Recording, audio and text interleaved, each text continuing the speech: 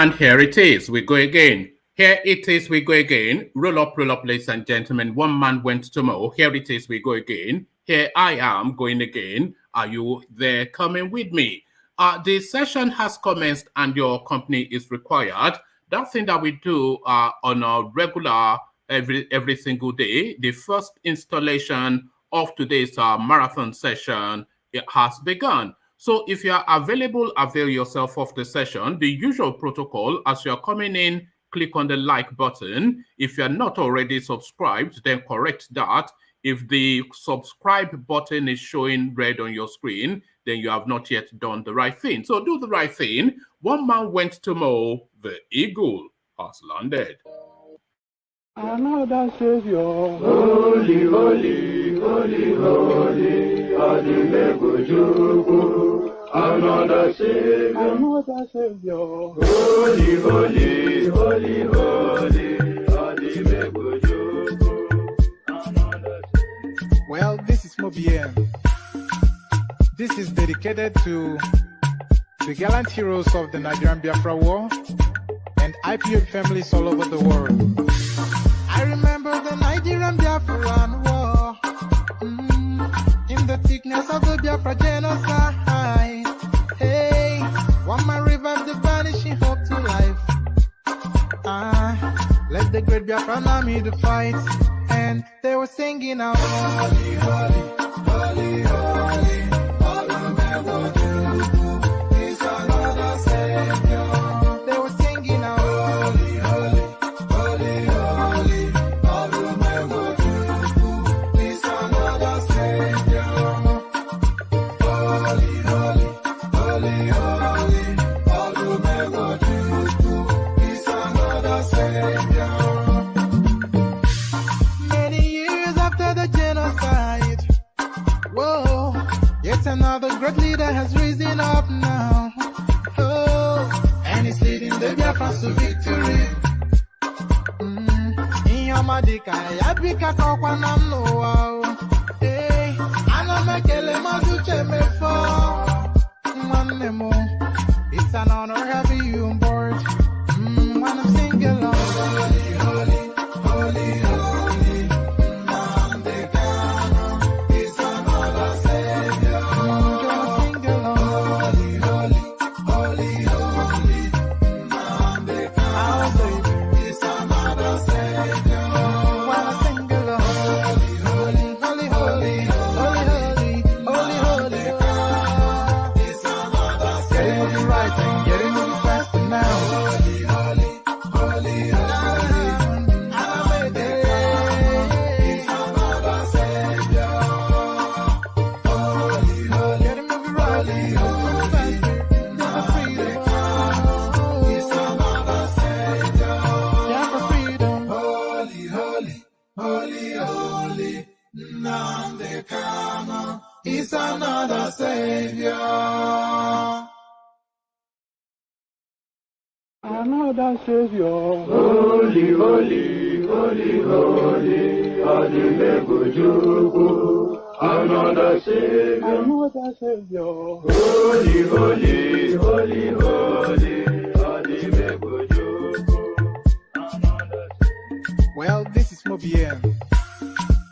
This is dedicated to the gallant heroes of the Nigerian Biafra War and IPO families all over the world. I remember the Nigerian Biafran War, in the thickness of the Biafra genocide.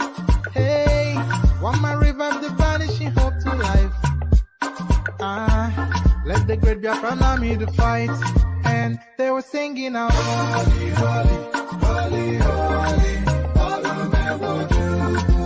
is another Savior.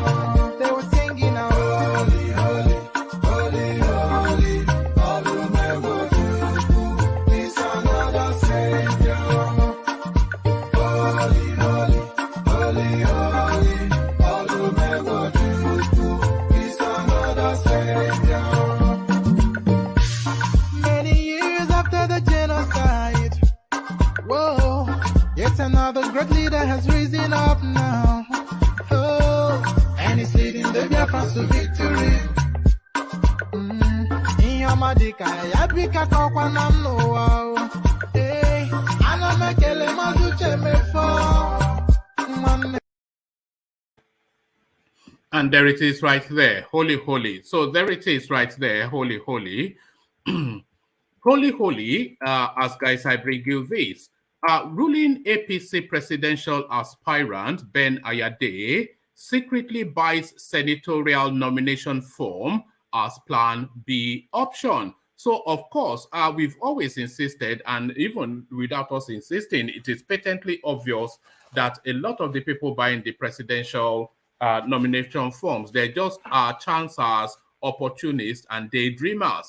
All appellations, all descriptions, all adjectives that describes, of course, Ben Ayade, a chancer, an opportunist, and a daydreamer. You only have to look at the titles of his budget in his Greek state to understand that this is just a daydreamer. So the daydream are infused with the reality. Ruling APC presidential aspirant Ben Ayade secretly buys senatorial nomination form as Plan B option. So I would suggest that that is actually his Plan A because there's no vacancy for him in Aso Rock. So from that to this, Buhari has ordered Emefiele to resign from CBN before Monday. Secretary to the federal government boss Mustafa asserting that. So it's quite a peculiar one because the governor of the central bank is not essentially a political appointee. So he's not swept up by that Article 8412, that is the offending one that has got them all in a TZ. But still, just for the morality and principle of it, and just for the optics as well of it, because you cannot have somebody that is in charge of the monetary space of Nigeria being this flaky a person. So the flaky movement now has forced the Aboki from Daura to vest upon the sapele water drinking man from Delta in the creeks. So sapele water and Buruku to fight it out. Buhari has ordered Emefiele to resign from CBN before Monday. Secretary to the federal government boss Mustafa informs. So there it is right there. A lot of heads rolling now. But a head that is neither rolling nor steady, but just wobbling all over the place. Jonathan finally joins ruling APC in Bayelsa ward, set to recontest for president. So the treachery now has now birthed, and we now know just what this guy is all about. So there was never any great mystery to it. So I don't know why he dilly-dallied that long to land at that port. So a lot of you, of course, are aware.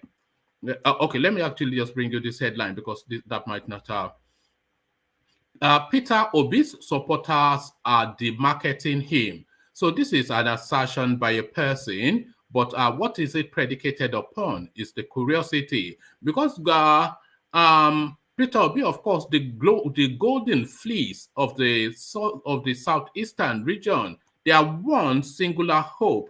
The one that is not too much blemishes attached to his name. Yes, the Pandora Papers and whatnot, but he's the clean-cut image, the one clean-cut image that comes out of the East. If you set it against the backdrop of Ojikalu, Rocha Sokorocha, and the usual rogue list, he's the shining light that comes out of the East. But is he being marketed properly is what this person is querying. Peter Obi's supporters are demarketing him. So what emboldens that statement, we'll find out shortly. But that space, of course, rhymes with this space. 2023, PDP takes final decision on zoning. So what PDP has decided on zoning, not a great mystery, and I suspect that nothing will come to you as a surprise when we read it out. But the headline are quoted in ambiguity. 2023 presidency, PDP takes final decision on zoning. So there it is right there, yay or nay. So we find out just what is in play there. So that is the accoutrement, that is the complement, that is the menu list. So pick as you will, but what is not optional is clicking on the like button and the subscribe button. That is mandatory. So do those two clickings. But then if you want to come and discuss any of these talking points just as soon as I've read them out, click on the hyperlink that says StreamYard And then that brings you onto a studio space. And as soon as I'm done doing the readouts, then I'll just let you onto the screen and sample your opinion about the talking points. It's an interactive session. It's an open microphone session. And the open microphone is the hyperlink that says StreamYard on your screens. The hyperlink in the comment section that says StreamYard. One man went to mow. The eagle has landed. Oh, you do I fall. Oh, Mary, oh, Nindizu, oh, Nioya, Abakare, Mama Daora, Unapuri, Mary, Nandi, windy walk. Python, that's one, Python, that's two. Now, Python, that's a three. Unapuri, Mary, Nandi, windy walk. Python, that's one, Python, that's two. Now, Python, that's a three. Unapuri, Mary, Nandi. Nande bo onye du aimo o meri woni nizu ngiro ya abakare mamanda ora una bogi meri nande windi wo Python that's one Python that's two now Python that's a three una bogi meri nande windi wo Python that's one Python that's two Python that's a three una bogi meri nande windi wo Python that's one Python that's two Python that's a three una bogi meri nande windi wo Python that's one Python that's two Python that's a three una bogi meri nande windi wo Python that's one Python that's two Python that's a three una bogi meri nande. And there you heard it, the Ipokitipo singers from the eastern part of Nigeria. Nnamdi Tiwiniwo Boni identity. So Nnamdi wins the war. As guys, I bring you this. Ruling APC presidential aspirant Ben Ayade secretly buys senatorial nomination form as Plan B option. A presidential aspirant of the All Progressive Congress, Professor Ben Ayade, has secretly obtained senatorial forms of the ruling party, correspondents gather. Ayade had on April the 26th declared his intention to run for the office of president. He had claimed to have secured the approval of President Muhammad Buhari, leading to his disclosure to contest for the presidential ticket of the party. On Monday, a support group presented the 100 million naira APC presidential nomination forms to the Cross River State governor. Whilst accepting the forms, Ayade said he has governed Cross River well and can do the same for the entire country. However, an APC document obtained by correspondents showed that the governor also obtained the 20 million naira expression of interest and nomination forms for the Cross River senatorial election. Ayade is seeking to represent Cross River North Senatorial District in the upper chamber of the National Assembly. A source told correspondents that another senatorial aspirant from the district has entered a pact to act as a placeholder for the governor. You know, the senatorial primaries will come before the presidential, so that aspirants who I don't want to mention his name will get the Cross River North senatorial tickets, an APC member said.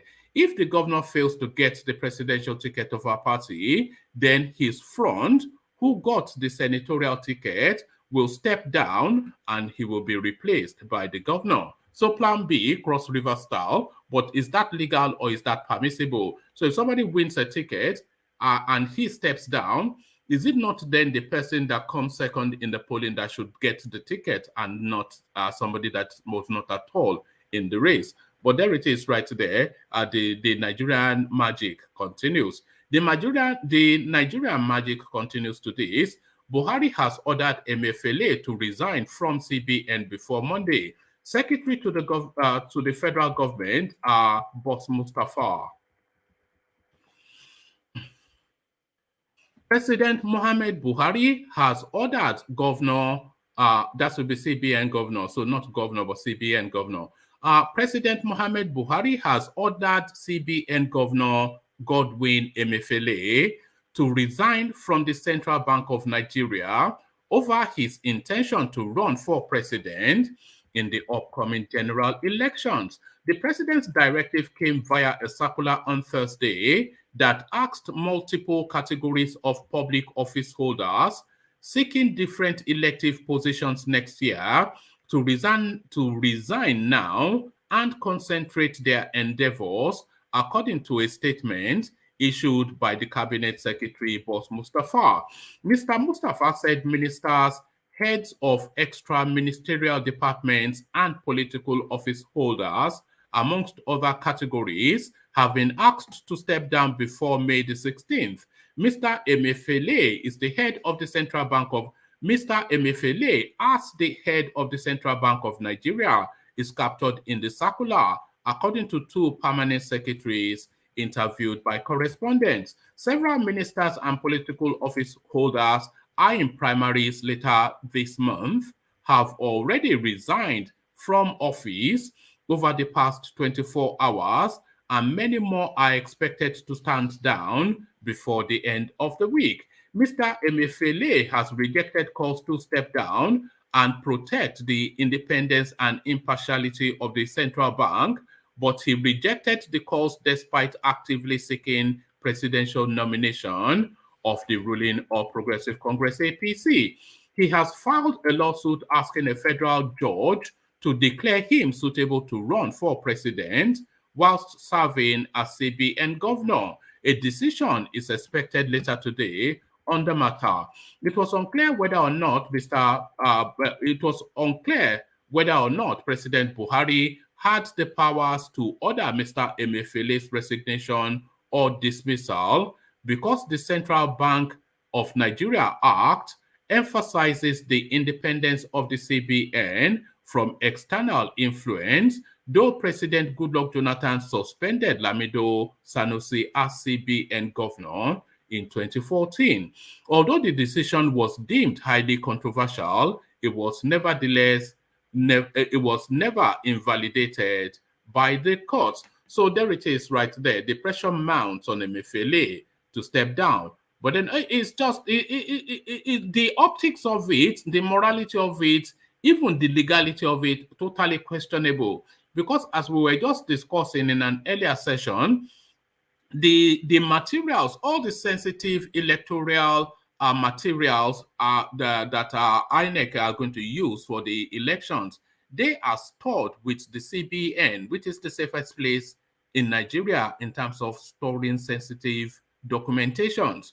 So this guy wants to be president. He sits atop the organization where all the electoral materials are stored. How does that even rhyme as a thing? But then that is Nigeria, of course. As I'm talking, I'm looking through headlines and I'm thinking maybe I should bring you an extra one, but we'll see how it goes. So from that to this. So this is the worst kept secret within the Nigerian political space. But at last, a decision made.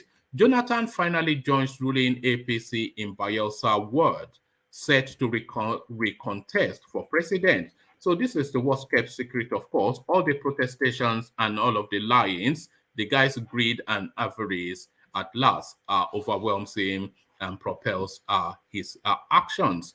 President Goodluck Jonathan has formally defected to the ruling All Progressive Congress APC in a bid to recontest for president in 2023. This comes hours after disowning a nomination form purportedly procured for him by a northern group, following reports that a coalition of northern sociocultural groups, basically of Fulani extraction, purchased 100 million naira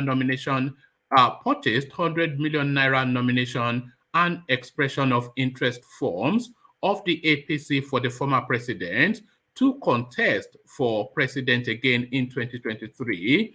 Jonathan swiftly rejected the presidential form purchased for him on Monday. Speaking through his media advisor,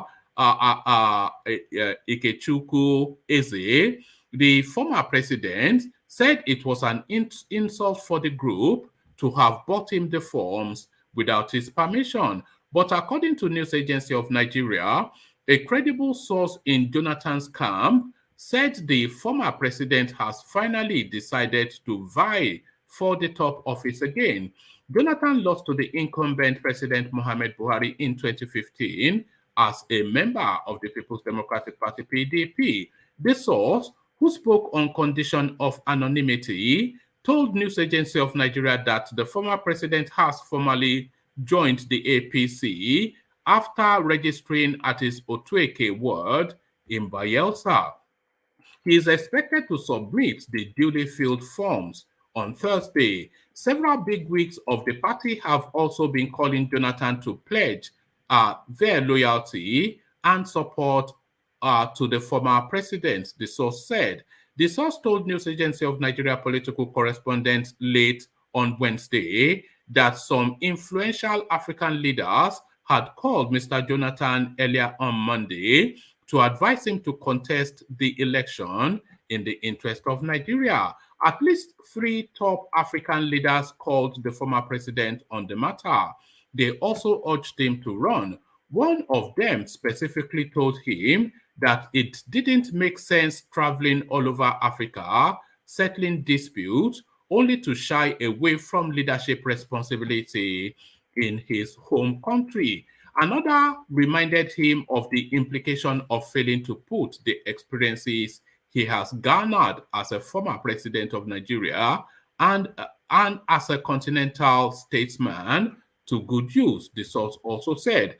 According to the source, some of the African leaders told Jonathan that Nigeria was passing through challenging times and in need of a unifier like Jonathan at this time. The source did not disclose the names of the African leaders. Correspondents exclusively reported on Thursday that claims by the former president that he did not authorize the purchase of the multi-million naira forms were far from the truth. Contrary to his denial, former President Goodluck Jonathan gave over 200 million naira to Governor of Jigawa State, Mohammed Badaru, to purchase the APC nomination and expression of interest forms for him. A source privy to the arrangement told correspondents. Interestingly, the Jigawa governor, Badaru, had last week joined other interested presidential aspirants to vie for the ticket of the APC by buying the 100 million naira nomination and expression of interest forms. I will join the presidential race since everyone knows I am highly qualified a person to do the job, Badaru had been quoted as saying during an APC stakeholder meeting held at Government House in Dutse last Tuesday.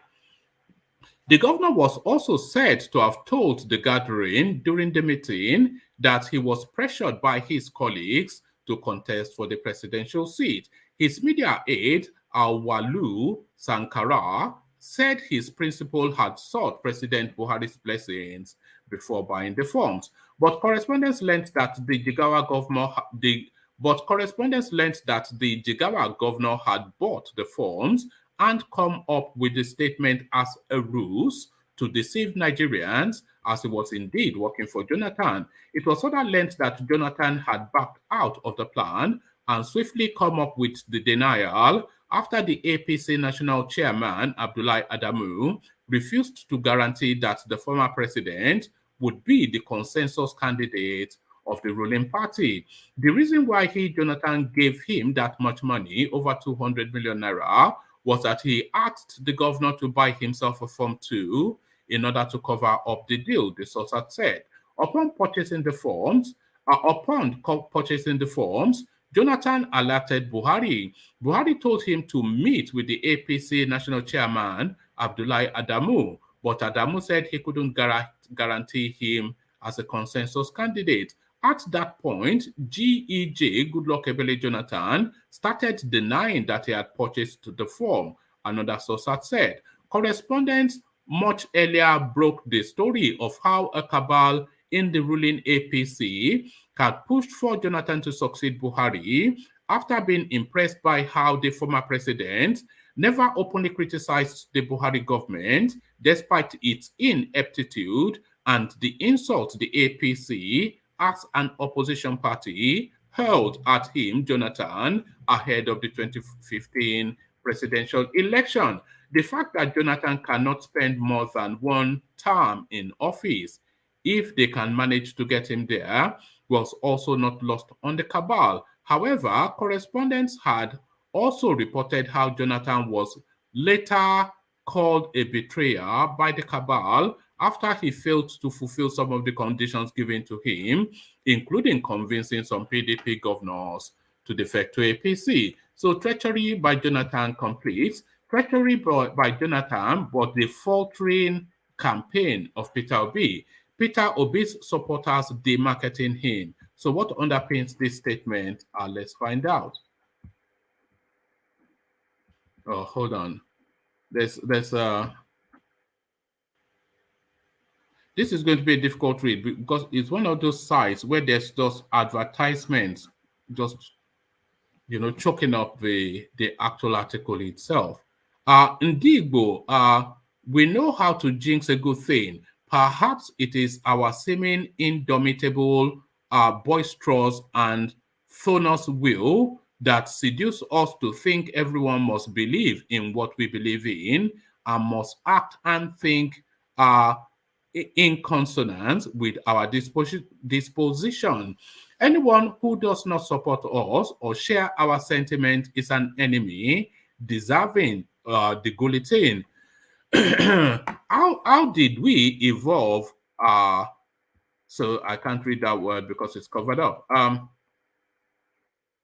We were not always this Philistine, intolerant, angry, minority, and hateful. Our fathers were peaceful. Oh, I think this might well be some sermonizing piece. Okay, it's not that long, so let me just bring it. Hold on.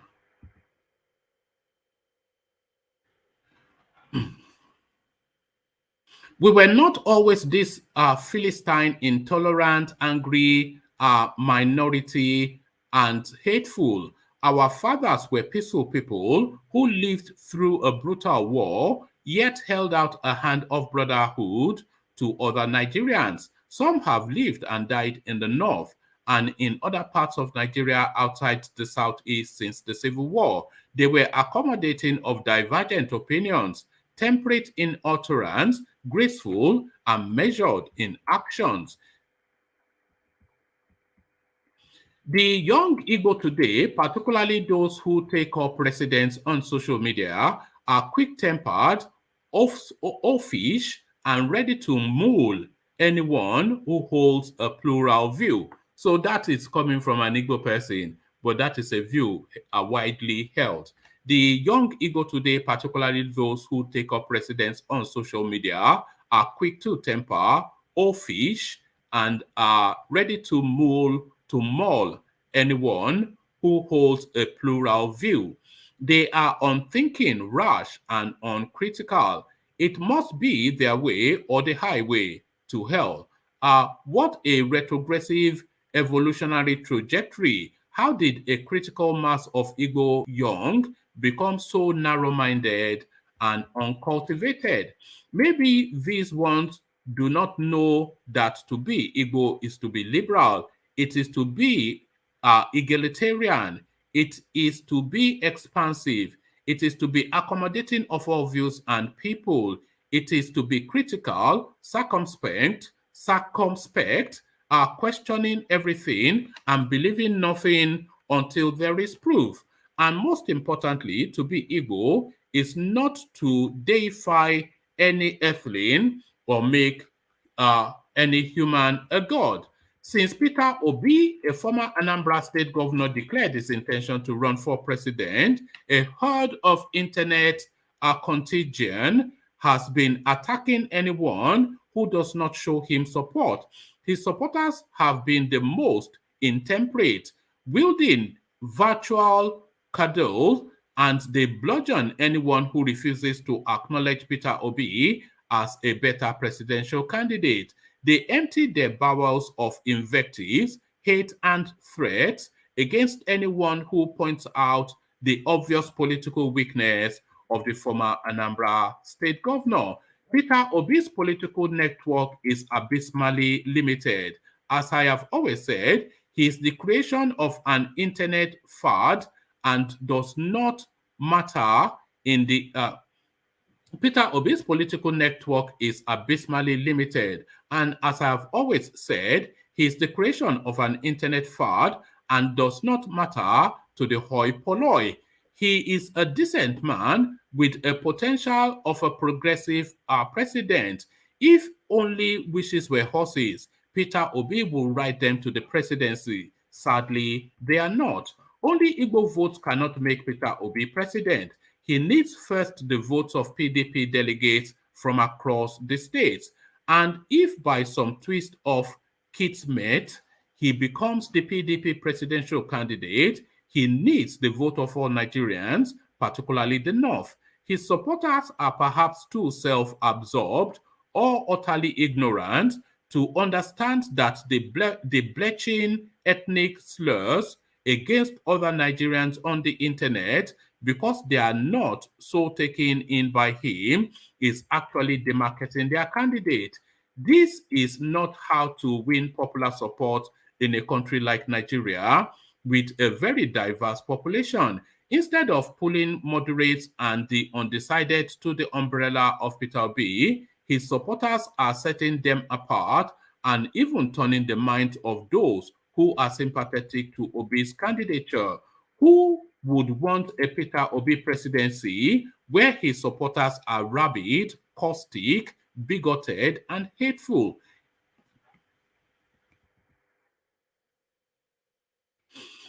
It is becoming obvious that some of Peter Obi's supporters may be from the same gene pool as those who promoted Southeast secession. So, that's it right there. But I'm going to at the end go up to see who actually wrote this piece, because it is only an Easterner that would dare to write this piece. Everybody thinks it, but we are too afraid to verbalize it. But it is only really an Easterner that would dare to write this piece.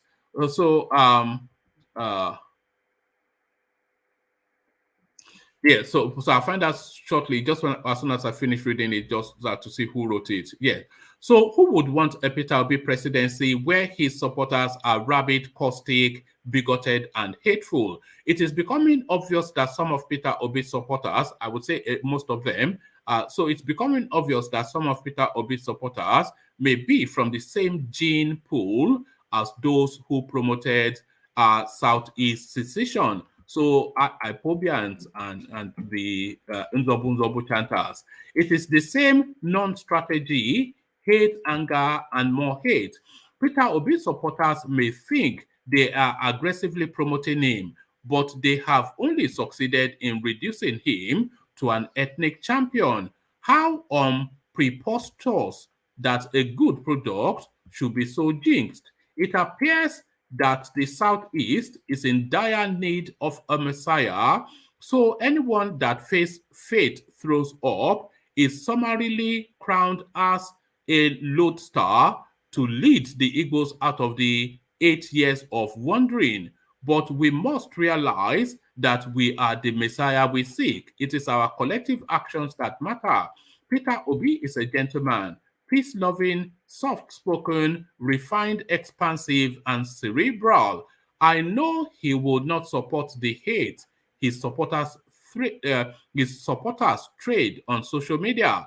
In fact, what his supporters do is antithetical to what he stands for. I think it is wise he addresses the mobilizers of his campaign on social media to put some decorum and decency to their crusade for him. He needs Nigerians to be president. So the person that wrote this piece is Frederick Nwabofo. Frederick Nwabofo. So a steed died in the war Easterner. We all think it, but only he can write it. So from that, we learn from Lali, this the lad read out, and then we see who is available to take them on. 2023 presidency, 2023 presidency, PDP takes final decision on zoning ahead of its presidential primaries fixed for May the 28th to 29th, 2022. The National Executive Committee (NEC) of the People's Democratic Party (PDP) on Wednesday discarded zoning, thus throwing open its presidential ticket in respect of 2023. Correspondents report that the PDP NEC took the decision after its 96th meeting held at its national secretariat in Abuja. After an extensive deliberation, NEC aligned with the recommendation of the PDP National Zoning Committee that the presidential election should now be left open. PDP's National Publicity Secretary, Debo Ologun-Nagba, disclosed. Furthermore, Ologun-Nagba stated that the party will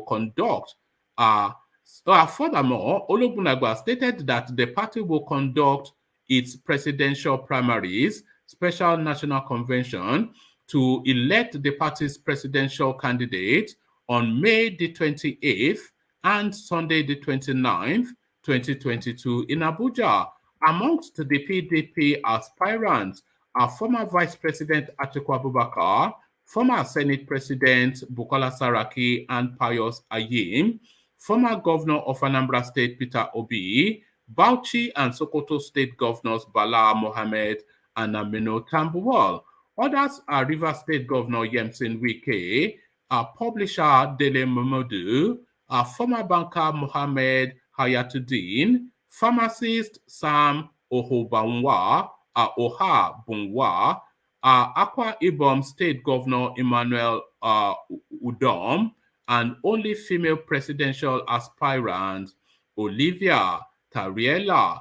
Also eyeing the presidency are former governor of Ekiti State, Ayo Fayose, a lawyer, Charles Okudili, Chikwendu Kalu, and Cosmos Ndukwe. So there it is right there, an open ticket for the PDP. And there it is right there. An open ticket for the PDP. Ajanle Koko, we see you. Charlie Boy, we see you. Victor joins us as he does when the wheel takes him. And of course, our Dutchman, Solly. So good to have you all, gentlemen. So, gentlemen, good to have you. Let's go first then to Victor for reasons that he's joining us from Nigeria. And we want to capture him before he loses his, hopefully he doesn't lose his connection. So, Victor, are you ready to go? Or should I come back to you? Yeah, I am ready. One moment.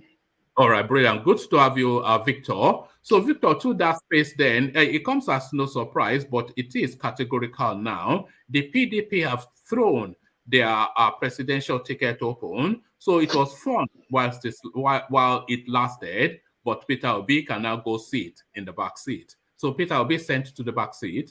Victor. Yeah, definitely there will. Oh, you're dipping out. Yeah, you've dipped out somewhat, Victor.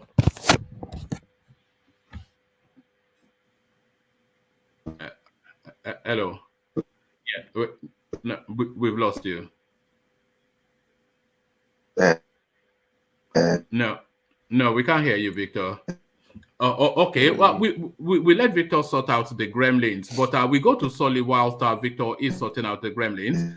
Solly, so to that question to Victor, the PDP, they've thrown their presidential ticket open. So thanks for coming, Peter Obi. But that is the exit door right there. Victor, we can't hear you. We'll come back to you, Victor. Yeah, we're losing you somewhat. Your connection is not breaking through yet. Yeah, sorry. I'm not surprised. I'm not surprised because man, they respect Atiku more than they respect Peter Obi. You know, they feel like it's all about power right now. You know, some people want to come in and form and brand new. I can save the country, but you know, there's still that political power. You can't read indications that these things. You can't read that I don't The think ticket Victor will can not. hear. Oh yeah, we've lost him. The connection was bad, but he will reconnect. Yeah, I didn't kick him off, by the way. You could see that the connection was poor, but sorry, carry on. Yeah, so it has political backing. Mm. It's just like if a label wants to sign an artist, if it doesn't have some kind of following, they are gambling everything on the artist. Because what if he's not likable? What if he doesn't have likability by the people? But the article has backing. To me, is a more I don't really like him, but it's a more formidable candidate than Peter Obi. Everybody keeps saying Peter Obi has backing, but all I'm seeing is online. Online, online, online. I'm not. I don't even see it online because the last piece, no, well, second to last piece that we read about Peter Obi supporters demarketing him, it actually rhymes more with how I view that narrative. I don't see a lot in this Peter Obi narrative, but people are pushing aggressively that there is a narrative, but nobody sees it. But you don't want to push too hard against it for reasons of not being accused of being an ethnic bigot or something. But You Peter know, Obi is just a nonsense. He should go no, and no, sit no, down now. no. It was One man. yeah. If Nigeria was not a tribalist, if Nigeria didn't have tribalism issues, I Hmm. think he would be a formidable candidate. Hmm. Because he has this. I don't know me. I don't. But I think he has likability with the people. He doesn't have the. He has a vocal minority mass, Yes, and he doesn't yeah, have this. yeah. This shadow of corruption laid over him, unlike the Hmm. other politicians. Hmm. So he's an easier person to see, okay, let me just vote for him online, likability. But we all know, me, I know as a Yoruba man, a Yoruba man can be nice and say, online, I can vote for Peter Obi, but it's Hmm. that last day, till that final point where you tick your ballot box that a Yoruba man decides. A Yoruba man can do anywhere belle face, but for specific reasons, as new information is coming in, you can make your decisions based on that. But Hmm. at the end of the day, it's the final ballot box day. See what happened with Showore. It can be the same thing with Peter Obi. Hmm. All this. I'm not. I don't think someone like Atiku cares about their online polls or Tinubu. No, the delegates are not online now. The delegates are So there. They are not so online. I'm looking at reality. Where do you think Peter Obi will fall in the hierarchy? So give me a chart of the APC primary. So the contenders are Atiku, Saraki, Tambuwal, Bala Mohammed, Dele Momodu, Peter Obi. So where do you think Peter Obi will rate them in order, cascade them from first to sixth? Peter Obi and who? Bala Oh, Mohammed. I don't even know who Oh, Bala okay, okay, Mohammed is. okay. Don't worry. So let me move you on from that space and speak instead to Ben Ayade, the governor of Cross River, picking up a senatorial form as a side bet. It's just it's too much money, isn't it? So when you know that you have no chance, everybody knows you have no chance. But that 100 million naira is constituting a nuisance in your pocket is too bulky, so you take it out of your pocket and just throw it in the bin. If Well, your status is senatorial, so why even embarrass yourself and throw money away like that? yeah, but one man, that's politics. Every politician at one point did not have a chance, And in Nigeria, the way they do so much mago, mago, mago, mago, you might just end up luckily being in that position. Maybe it's because the guy at the top wanted you because of some specific reasons for his own personal reasons. You now get there mistakenly, or just any kind of reason that you can get there. A lot of people would have not believed they will be where they are right now. So them bringing out form for political positions that you believe is almost impossible. That's not how they are seeing it. Malami believes he can become president. All these other people believe. I don't think they have, because Buhari has told them to resign and they resigned. So they believe. They are not looking at it the way they know how they did their mago mago to get there, and they believe that all they need to do is maybe 10 times more. They So all have their own strategy. Barcelona and Arsenal still thinks that it's going to win Champions League. They have their own strategy. They have their. It's just like that. But it's at the end of the day, it's people like Barcelona and Bayern Munich that win Champions League. If you don't buy the ticket, you don't win the lottery, Abi. Yeah, so All right. All right. Thank you. So let me take you then to this space. Buhari orders Emefiele to resign as CBN governor. So Emefiele is not especially captured by the article schedule 8412 that seems to be the offending one that seems to be chopping them at the feet. But the morality of it, and even the act that enacts the CBN, it insists on impartiality, being apolitical. The list of everything that is that Emefiele is not. He's partisan and political. Now wants to be the president. Direct instruction, according to Boss Mustafa, that Buhari has now told him just to get out. Get out. him being a president of CBN is a form of presidency, because it's like he's the president of the money, all the money in the country, but he doesn't know his power. Then it's not only the CBN governor. Everybody, like, okay, there's Rotimi Amici, and then there's Akpabio, and then there's but they have resigned though. yes, they have resigned because they have true ambition for it. That CBN governor is just trying to, I don't know what he's doing, because if he truly believes that he's going for presidency, or you will leave that CBN position, but I believe they should force him out of that position. Well, he has no good plans for Nigeria. he is in court, and the judgment comes in today to So assert if he that wants to go for presidency, what is this battle to leave office then? no, he's in court today, Solly, with the assertion that he can be the CBN governor and run concurrently as a presidential candidate. Well, So I he don't says blame that him. he's saying that his fundamental rights allows for that. So he's in court today to test that in law. So if the court if the court finds in his favor, but Buhari has directed for him to resign, what options does he really have? Because Buhari, he can sack him, but he doesn't really have that power, because the enacting the enabling act for CBN, it puts a lot to make it independent, so it's not really subject to so much executive influence. So Buhari will struggle to sack him, but Buhari has invited him to resign. But if the court asserts that he has the right to run to seek elective position while still being governor of the central bank, what options then does he have? Well, since they are giving everybody free pass, he can try his luck. See the way all these people understand the constitution, they understand the laws, they are even challenging the laws. This is what I've been saying that the average Nigerian should do. I've been saying it. It's not everything gra gra, it's not everything fight, it's not everything you want to separate. Imagine if everybody in the country knew the constitution. We would at least have a fighting chance against these politicians. Everybody, at least 100 million people, knew the constitution.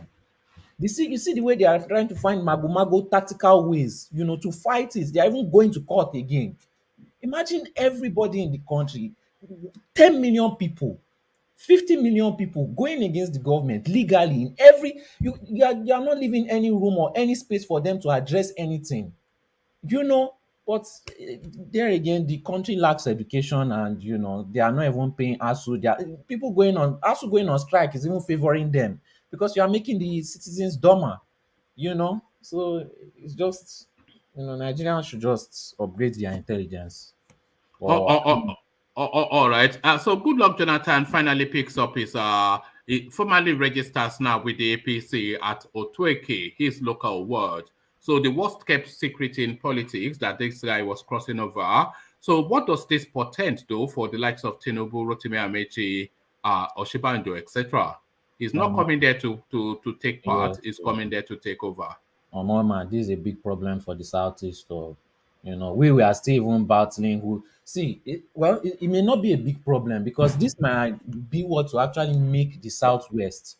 Sorry, I don't know if I said southeast before, but I meant Yeah, southwest. Southwest, yeah. Yeah, this might be what to make the southwest actually unite and actually select one candidate, because You know, we'd rather just have one candidate than lose it at this point. Because practically speaking, for me, I believe we are the only ones that can fix this country at this point. Though we have no side to pick, we don't need to do marginalization, we don't need to do nepotism. You know, even if there's corruption, we still try to pick the best people for the job. No favoritism or all these kinds. The person that is picked for the job will actually do something. You know, so I don't know, it's a big problem. At this point it will be backed by so many northerners, because northerners want him to serve his one term and then he should come back to the north. You know, those are the It's almost certain to get the ticket for that this is reason, a and big that reason problem. only. He is a one-time person. Mhm. He will get the ticket. Yes, the north will vote for him. Abubakar Malami will go and park his immunity in Kebbi State House. Jonathan completes one term. Abubakar Malami leaves State House Kebbi to come and occupy it, to come to his back to his office in Aso Rock. But one man, what do you think? Do you think if Jonathan wins the election, there will be a new cause for Yoruba nation? Well, I'm not really sure. It's not such a big trigger, because we can allow. We don't really have any problem. I think most Yoruba people not really no, have. I think Jonathan presidency will be a boon for the Yoruba nation narrative, no matter how Jonathan governs, you know, because the Yorubas created all of this opportunity that presents now for Yes, Jonathan to take advantage of, and for Peter Obi to take advantage of. So they must feel slighted that after all their hard work, somebody comes in to harvest. So that must rankle, and the pushback against Yoruba nation would not be as forceful as it once was. When Tinubu will go and tell Passion Roti that that the Fulanis are not the ones that killed his daughter and whatnot. So all of those were removed. So the Yoruba nation then gets even more free space to agitate frontally. but I don't think it will be strong enough to form a separation. Anyway, Sha, because No, it's still, but the people will be sympathetic to it more, because that will be the only story left for us. If yes, we but it's can't about, govern our own fate, then we must take our own destiny into our own hands. yeah, You know, but we cannot be, secondary to in a place that we call our own. yeah, but the people in power also have to unite. That's the thing. I'm sure it will give them 50-50. Some people will want it, some people will not want it. They have to be fully united. You know, if Jonathan wins the presidency, then the Yorubas are out of play It's for 50-50. Some will accept, some won't. 12 years. We're out of play for 12 years if Jonathan wins that presidency. He serves one term, the Malams come back for 8 years, you know. So the Yorubas are out of play for 12 years.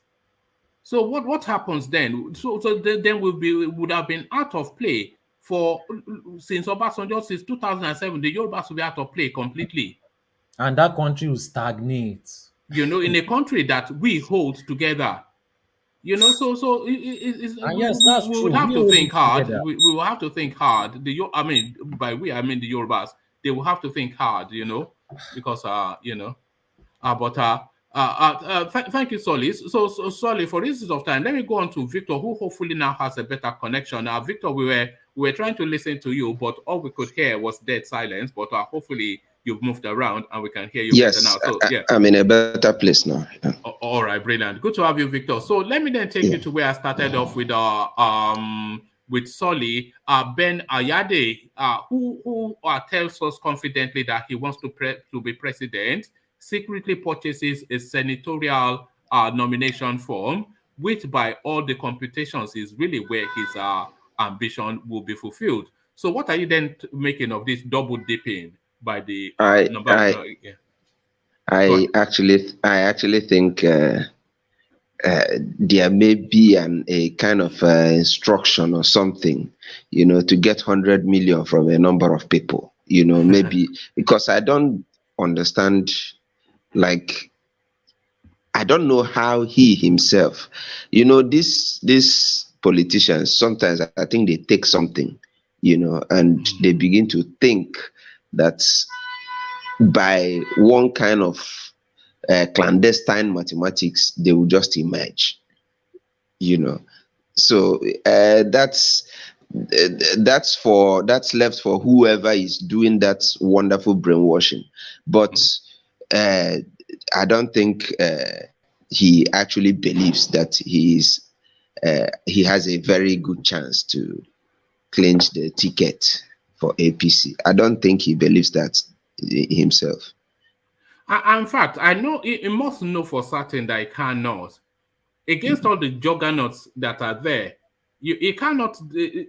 Let's leave Tinubu and Oshibanjo to one side. He cannot defeat him now. He cannot even defeat Rotimi Amechi. Amechi, yeah. You know, so yeah. why even?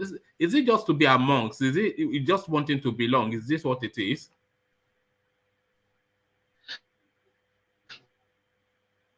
Oh, have we lost you again? Yeah, Victor is joining us. Yeah, or maybe trying to make himself noticed.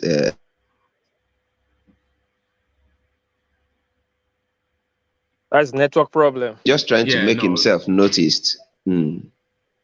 Yes. All right. Victor, maybe he's just trying to make himself noticed or something. Maybe preparing, gearing up for something else. All right, Victor, I'm going to run you through all the talking points quickly, only because the connection dips in and out, and so hopefully we can capture your thoughts as much as we can before you maybe dip out again. Buhari has ordered Emefiele to resign from CBN before Monday. So this is Emefiele. Now we're talking about double dipping. Everybody wants to double dip. He wants to continue to straddle the central bank space while still contesting for the APC ticket. So you cannot have both, is what the law says, and you cannot have both, is what the his president says. But he's in court saying that this is an infringement of his rights. So if the court finds in his favor, how does it play it out? How does it play out then for Emefiele, by your reckoning? Well, I think from the way I've seen these things go, it's only normal that, because I'm even looking at this from the moral point of view. The ballot boxes, the electoral sensitive materials are going to be warehoused with the CBN, and then the governor wants to contest for president. I don't know how that is fair in his own understanding, but then I think I think by tomorrow we'll hear what the court has to say about whatever he's suing for, and so that by tomorrow we'll be sure of. All right, but he falls into that Ben Ayade category, isn't he? Because a lot of these people, they control so much money that they think the money will do it. You know, he, of course, multiple dollar billionaire, and he's thinking if I throw $2 billion at this, I will get it. But it's not necessarily. There's more to it, because everybody is so rich now in Nigeria at that level that you would need more than money to get these things. You need the loyalty, you need the marketability, you need the permutations politically, you need a base. He doesn't have all of the structures. A structure. But he thinks it's money matter. He thinks it's money. Well, I believe in his, maybe there is a way he has calculated this. I think that's what is actually spurring most of the people to come out. You know, every day you hear somebody is bought a ticket. Next day you hear somebody else just bought a ticket. I think there are some mathematics that they have plotted that will actually help them clinch. I don't even see him as a serious contender, actually, even with all the money. No, it's not. Nigerian politics now is even going out of, it's not always just about the money. It's also about who and what you stand for, and the structure that is around you. Okay, so is the worst held secret in Nigerian politics Goodluck Jonathan's crossover to the APC? It looks as though that has now formally been done. At the Otueke word of APC, this guy picks up his registration form. So Goodluck Jonathan, now an APC member, his presidential nomination and expression of interest forms already bought. So he now in contention, he has come to take over, not to take part. What does this portend for the big names? Oshibanjo, Tinubu, Amechi, etc. Well, I think at that their level, there is actually some kind of power play. Goodluck will be good for some certain interests, especially just like Solly had mentioned, because he's a one-term guy, you know. So, but to me, in all these calculations, I don't find the reason why, even though I liked him as a person, but I've come to learn that when you are not stealing, the people around you too also don't have to be stealing. You know, even if you are not stealing, you should also ensure others are not stealing. The truth, was there corruption? I heard him sometimes say, was Exactly. there corruption? So I Yes. agree. Yes. So if you say, was there corruption? Yes. Same thing with Uh, Obasanjo. I don't want to be so happy having you back. Like, for what reason? Why is it that Nigeria actually only needs these people that have actually tested power before? Why do we always need them? Like, is it that they were born with these powers, or is it like, why can't something fresh happen in this country? Why are we having to discuss Jonathan again?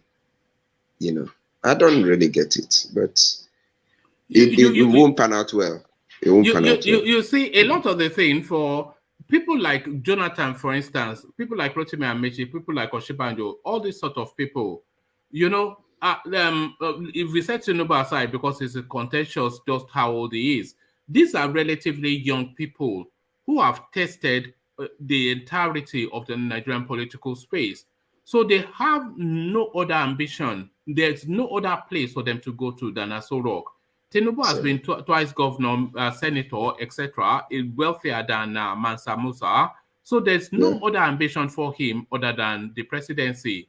Dito Oshibando, he's the vice president. No other ambition for him but the presidency.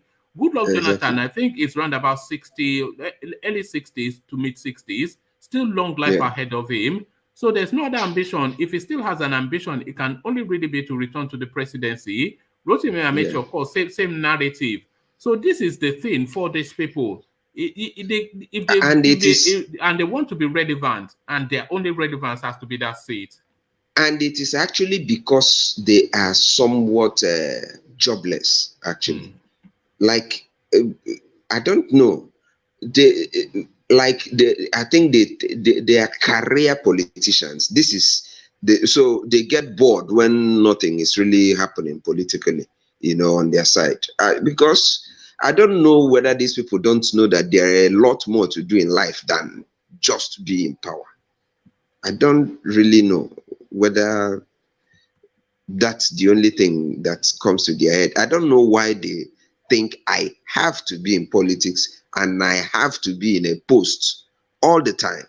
That's why a governor will just drop and enter Senate, where he knows he can be there for years on years, and you know, they just want to be in the system. Like, this system really, really, really is so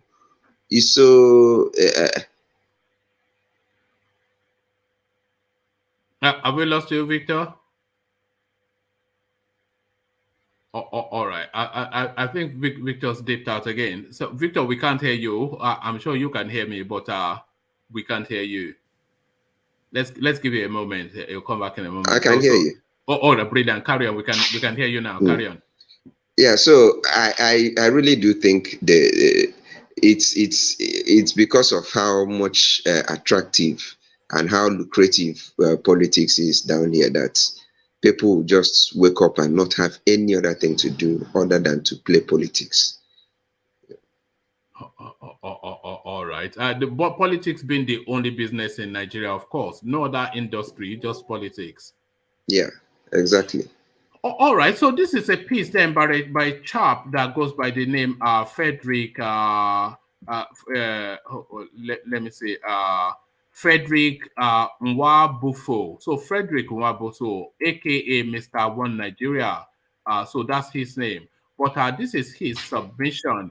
His submission is that the Peter Obi supporters are demarketing him, and what he is saying is that the people that support Peter Obi, they are fanatically in support of Peter Obi, but that which is somewhat good.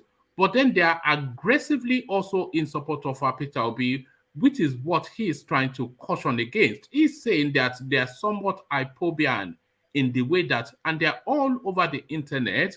So they will tell you that, oh, the whole of the country wants Peter Obi. He's this, that, and the other. He done ABC. He built Rome in one day and did and turned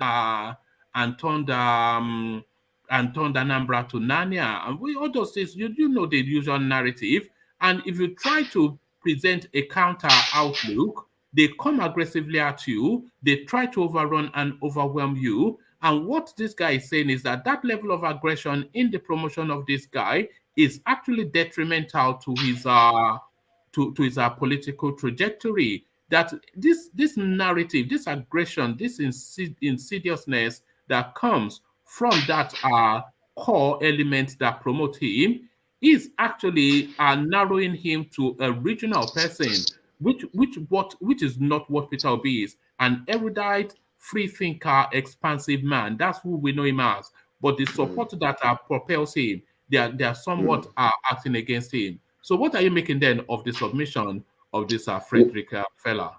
Yes, such an intelligent and very eloquent and very informative piece.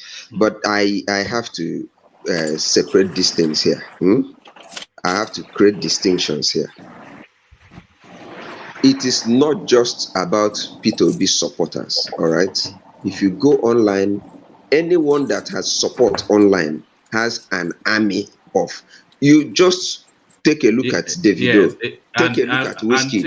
Even Tinubu, exactly. So he should calm down with the marketing, whatever, unless he does not know what social media is or what social media has become. If he actually knows, he will know that this is what social media has become. Anybody, even our influencers, our celebrities come out to openly talk some trash and tell you nobody will tell them anything, insult whoever. And so that is what social media has become. It's not particularly about P2B's followers or something. That's whoever is exhibiting what he will do the same in every other thing. And sometimes we have to accept it. That's what social media has become, where people can just come say what they want to say and not just damn the consequences, And him thinking that those group of guys are majorly the IPOB, it's a lie.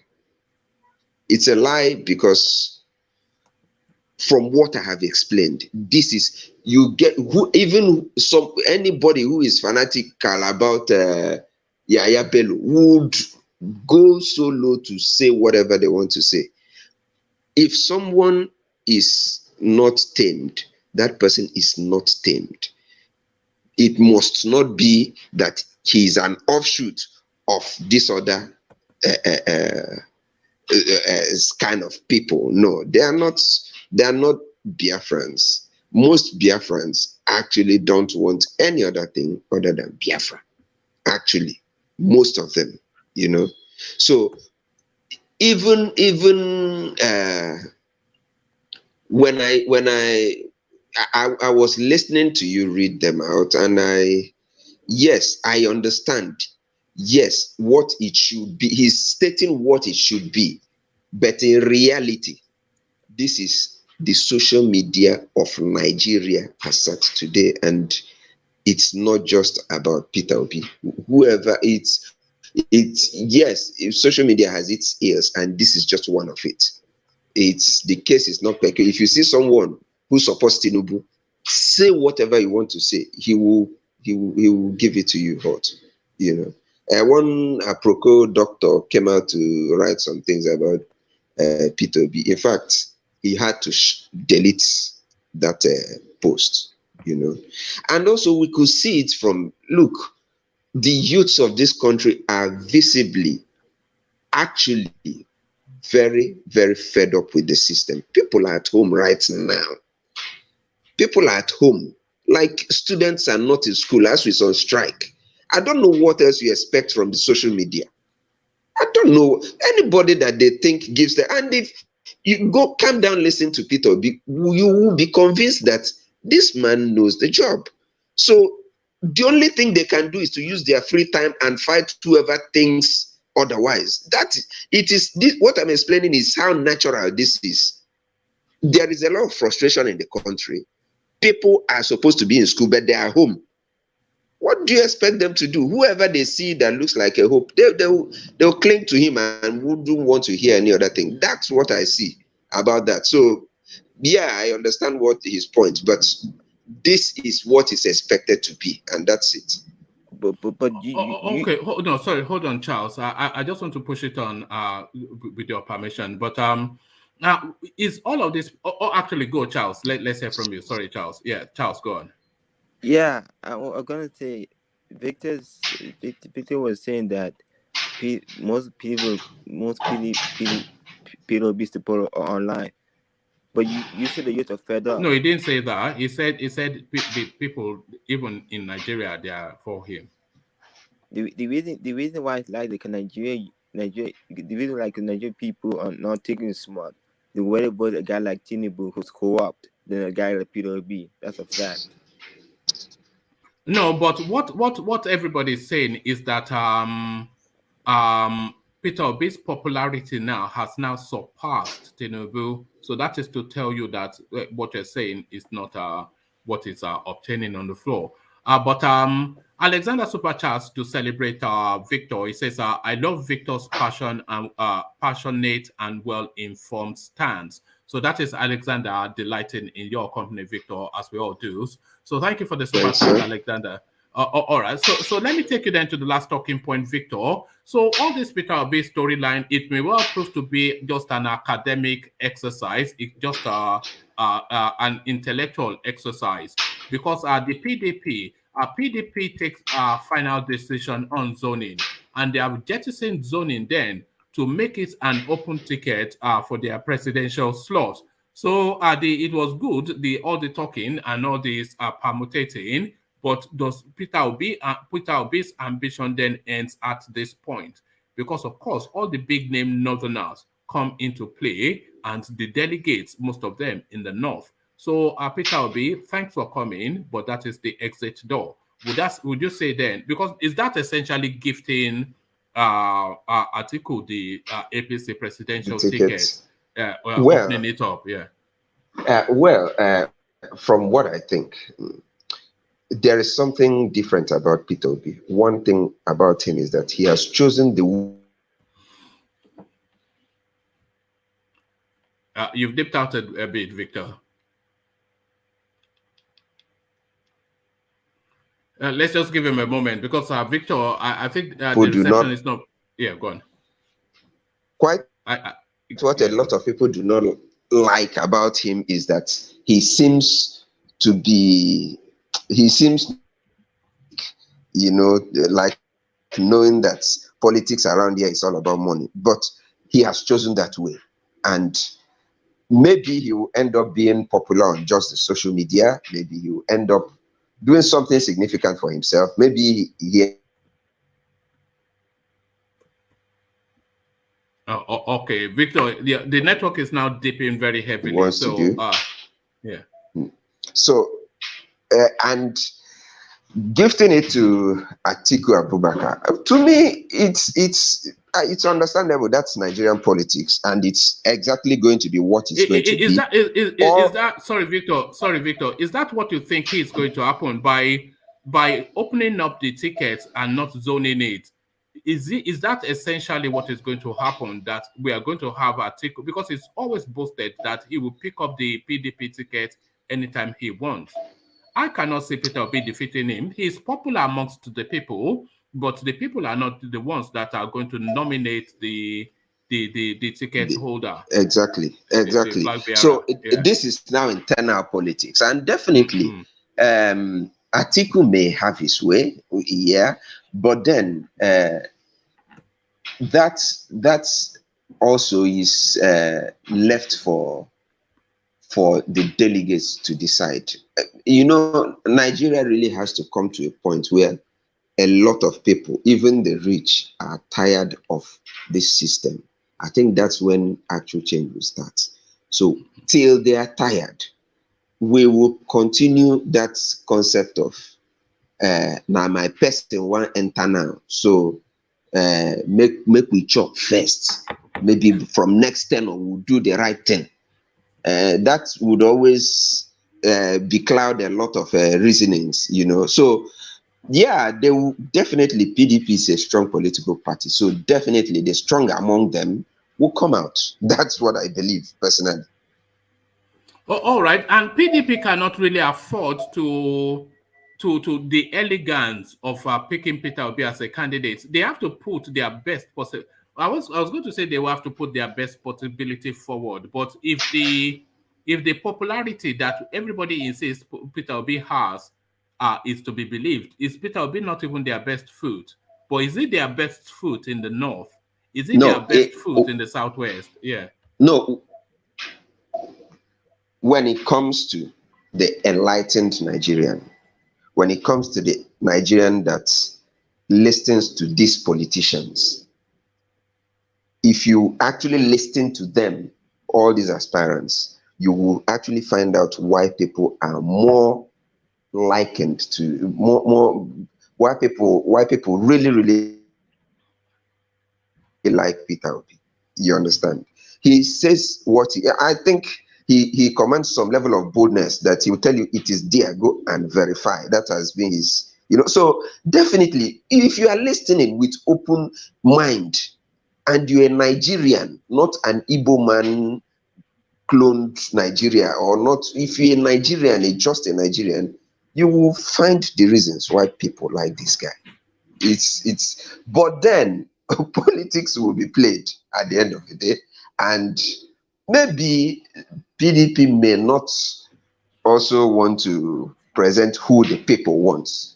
Actually, they may actually, because it has happened most times, people will vote, and who they don't like will get the ticket, or who they don't like will become the president. So definitely they want who will become the president. They want to take power.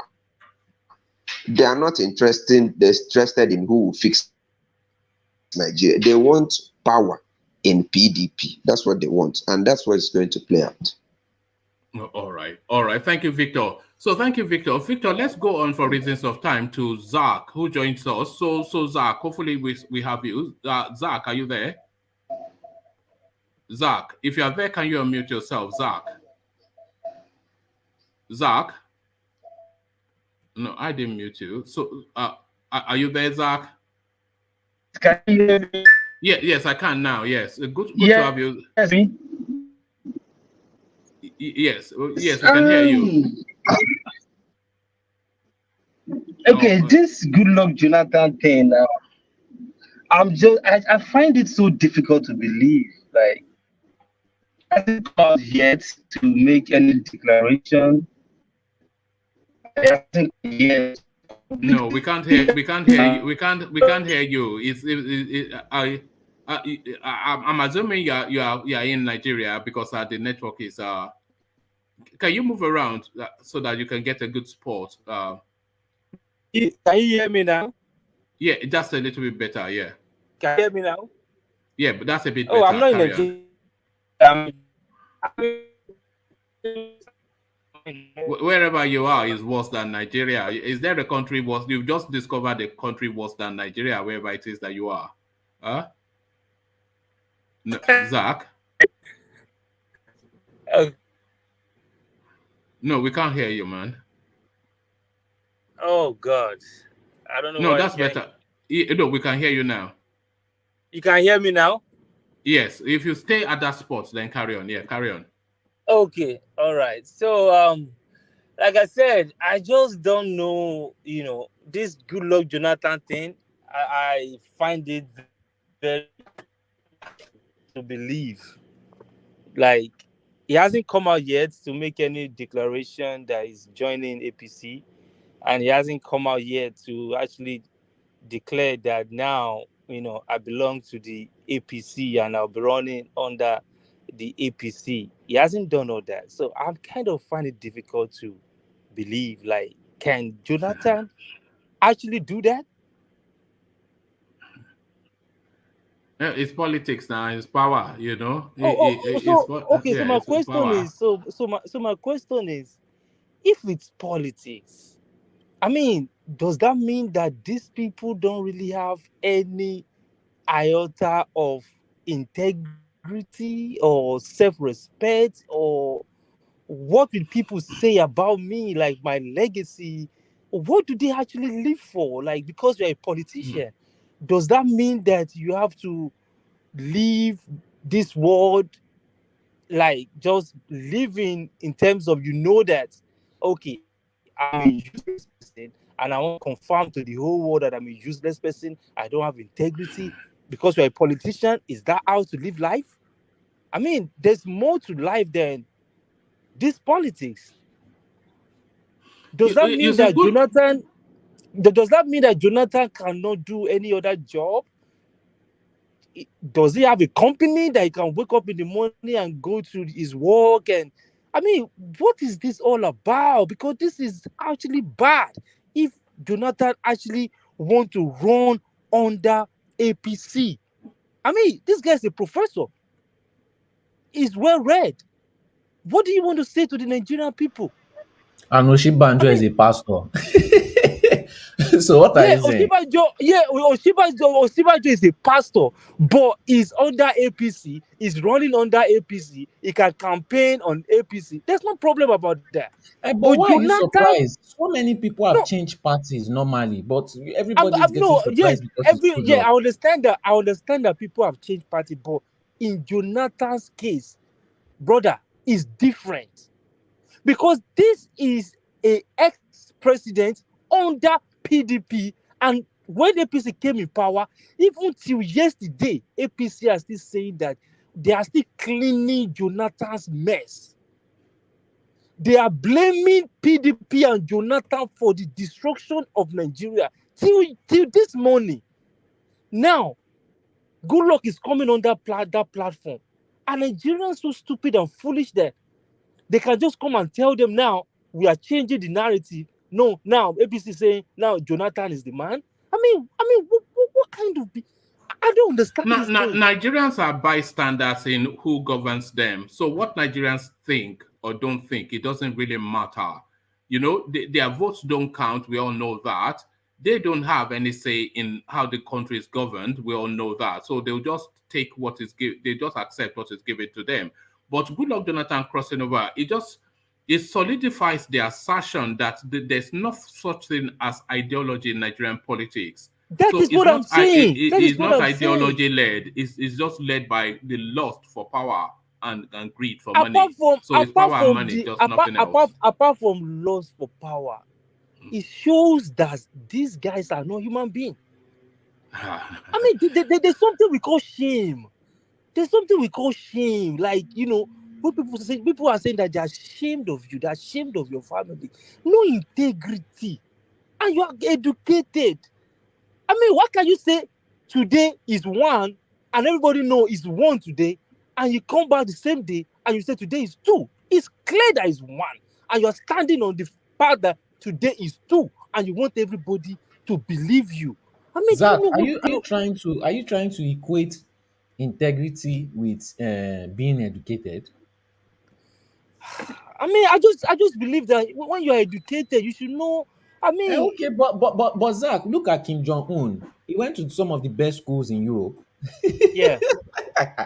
He is educated. So, but it doesn't have integrity. So I I mean, don't.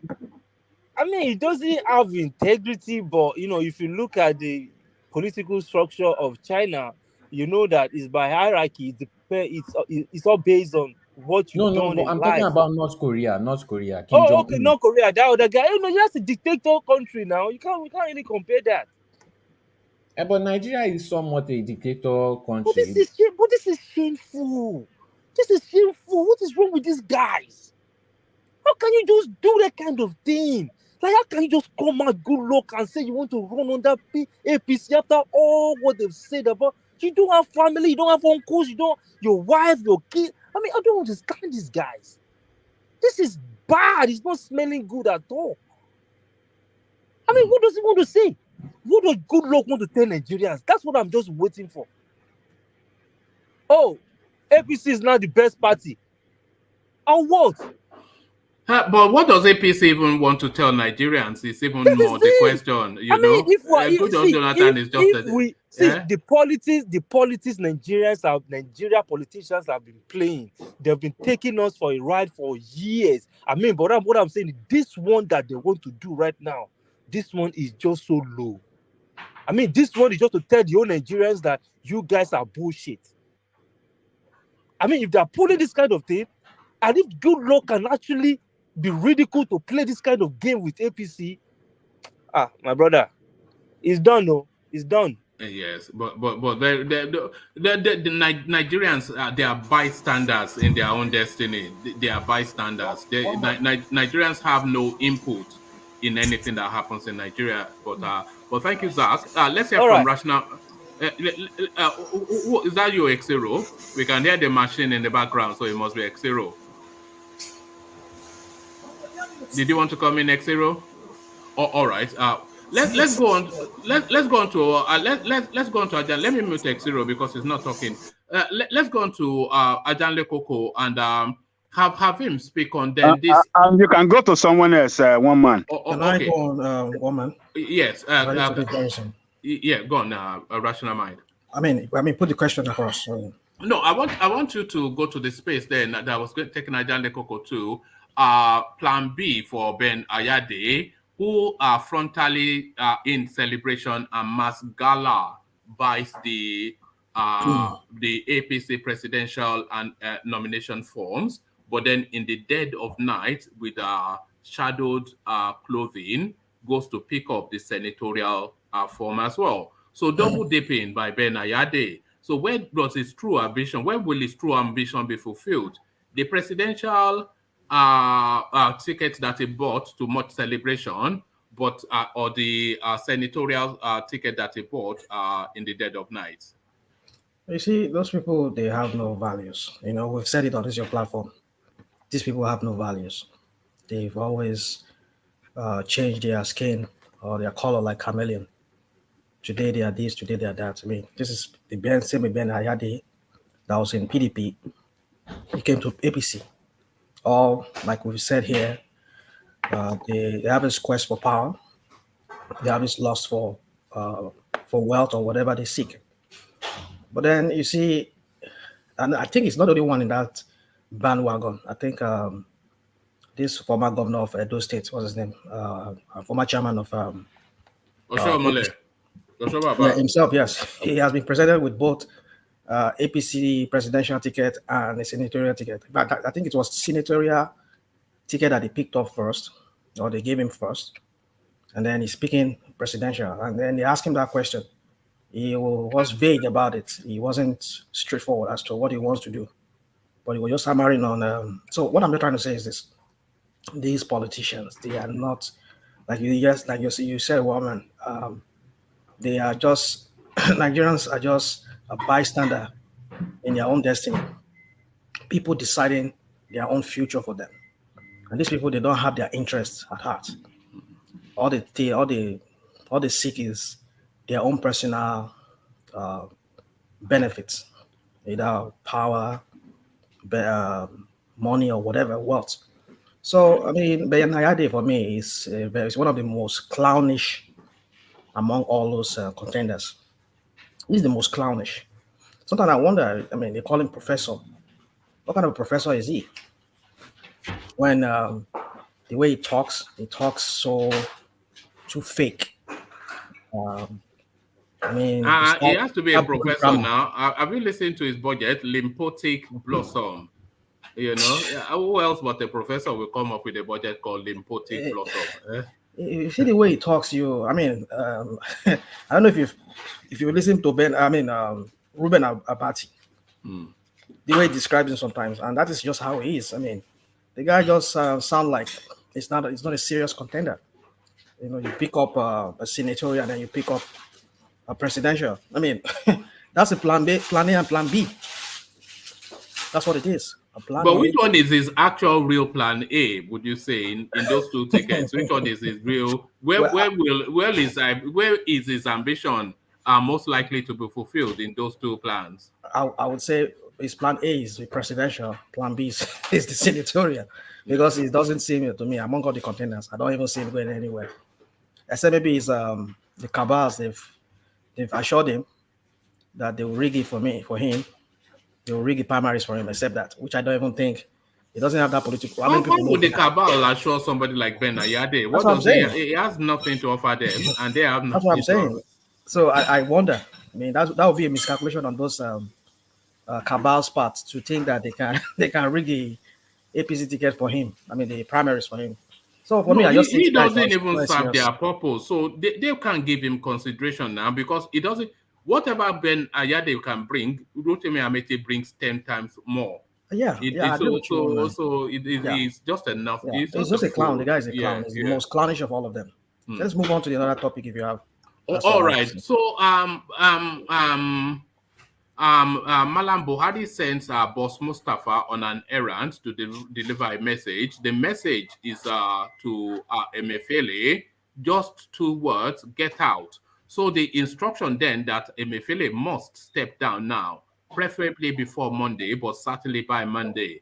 So I'm not quite sure if that Schedule 8412, the offending one in the new Electoral Act, I'm not sure if that captures Emefiele, but certainly the enabling act of the CBN certainly precludes him from partisan politics. So you can't straddle 2 horses both at the same time, make a decision, and get out. So the instructions. But then Emefiele is in court wanting to assert that constitutionally he can't straddle the 2 horses. So how do you see the space playing out for the little man in central bank? Well, you see, as the governor of the Central Bank of Nigeria, the money house of Nigeria, I mean, like you already said, there is an act of the CBN that has said that the governor of the CBN should be non-political. So I don't know why he's getting involved in politics. So, and if you, like they say, people have been saying, if he really has that ambition of wanting to become a politician, he should resign. That's the moral thing to do, and that's according to the CBN act that set up the CBN. But then, if, like you said, Boss Mustafa has been sent to him, the secretary to the federal government, I mean, he needs to do what he's supposed to do. I heard some other people has resigned. Emeka, is it Onu has resigned? The Minister of Education has resigned. Yeah, Nwajobi, Akpabio, Rotimi Amechi. Rotimi Amechi has not been. People are saying it's not. So people say he has, but I don't know. That's what I heard yesterday. Well, I think that there's been notice in the presidency to acknowledge his resignation. Okay. Maybe except the presidency has not accepted his, except they've not accepted his resignation, because the headline this morning. They've invited him to resign now. Well, I don't know. You know, these people, you can't put anything beyond them. Buhari has done so many shenanigans, things that you won't even expect. You know, these people, they lack any moral compass. Like, when I mean, they don't do things according to law. They themselves, they think they are law to themselves. They just do anyhow. You can see that in their party structure. They just do anyhow, and they violate everything that has to do with the law. So, I mean, what are we surprised? I mean, if he's saying that they should resign, that is, I don't think it's anything to kind of hail, like we're hailing it. He has done the best things. I mean, it's already there in the act that you should resign. So if Emefiele is asked to resign, well, he should. But if he's going to the court, that's to tell you that the average Nigerian politician and influential people, big people who have the money, they feel they can always influence or get a court order or decision to overturn whatever. We've seen it in the case of the Attorney General, how he has abused, not just him alone, so many of them. They've abused the court process. They will just go and get some kind of order, like what we had, what happened to Umai and Ayade himself, and then they just hires one of the top lawyers, and then they get things overturned, or maybe just overnight. So the point is, you see, I just want to say this: they so bastardized the psyche of the Nigerian people that Nigerians don't even know anything that is right and wrong anymore. They feel anything just goes. And that reflects in the kind of politics and the politicians there. They don't have that moral compass that, okay, this is wrong. This is morally wrong for me, ethically wrong for me. No, they don't. And they've kind of infused that in the average Nigerians. Like most of us will say here, when we leave that country, we go to other countries to live. They will see things from a different angle, from a different perspective. Like, oh my goodness, is this how I've been so messed up in that country? Look at how things are done here. So we wonder why Nigeria. So you see, I don't like saying this, and I don't like saying maybe because of the Fulanis, or the Northerners. But if you look at the so many abuses of the process, you see, the Northerners takes more than 60%, if not even 70% of it. For example, I was saying here on your platform yesterday, the buying of presidential ticket for, which I'm not saying is bad, but there's something morally wrong about that thing. And we're talking about Goodluck Jonathan a while ago. They bought ticket for him. Virtually every presidential ticket that was bought for the Southerners were by people from the North, meaning that they must decide for us who is going to be from the South that will be their person. They don't have the right, like we saw in the case of Obasanjo when we were talking about here that yesterday. Let the people themselves decide. They don't have to decide for us. So by buying this ticket for whoever, Tinubu, Yemi Osinbajo, the rest of them, Saraki, and the rest of them, they are telling us that they decide who is going to be the next president, which is very bad for that kind of politics to play in Nigeria. So for me, Emefiele too is one of those people in the bad one or two. They bought ticket for him. So you see, until the Nigerian people understand that the way politics is playing in Nigeria is not anything close to what is morally and ethically, or whatever we want to call it, to be right, we're not moving forward in that country. And in the country, the politicians, they've so infused that in the brains or in the minds of Nigerians to see that a normal thing. It's not normal. So Emefiele should resign. That's the right thing for him to do. If the CBN Act says it, he should, and let him resign. That's all I have to say. All right, thank you, Rational Mind. So Rational Mind then to the space, Goodluck Jonathan finally picks up his ticket from his Bayelsa ward to become a member of the APC. So he's now a fully fledged member of that party, already brandishing a presidential nomination ticket. So he's not there to. So who's that? He's not there to take part. He's there to take over. So Goodluck Jonathan then, what does this then portend for all the names that we have been conjuring with hitherto, as Osinbajo, Tinubu, etc.? So Goodluck Jonathan, the eagle has landed. The eagle has landed indeed. Sorry guys. Is that breaking news? I think it's Zach. Go on, Zach. Breaking news. What is the breaking news? For Goodluck, guys, he has officially picked up his card. Well, yes, that's what's emerged today. Yes. News of Nigeria just broke. News Agency of Nigeria, Sahara reporters, quite a few outlets have reported that. So back to you, Rational Mind. Okay, so so for me, who's that? Sorry, there's a heavy. I think it's is it X0? Yeah, it's X0. Or maybe it's Zach. Anyway, so carry on. You see, we've always said it. Some people have always said it on your platform here that Goodluck Jonathan is this kind of person. I mean, our northern friend, our northern brother, this kind of people whereby when you allow them or you kind of form an alliance with them, they stab you in the back. I mean, who was Buhari? Nobody knew Buhari. Buhari was nobody. I mean, he has attempted to lead our country many times on many occasions. He failed flatly.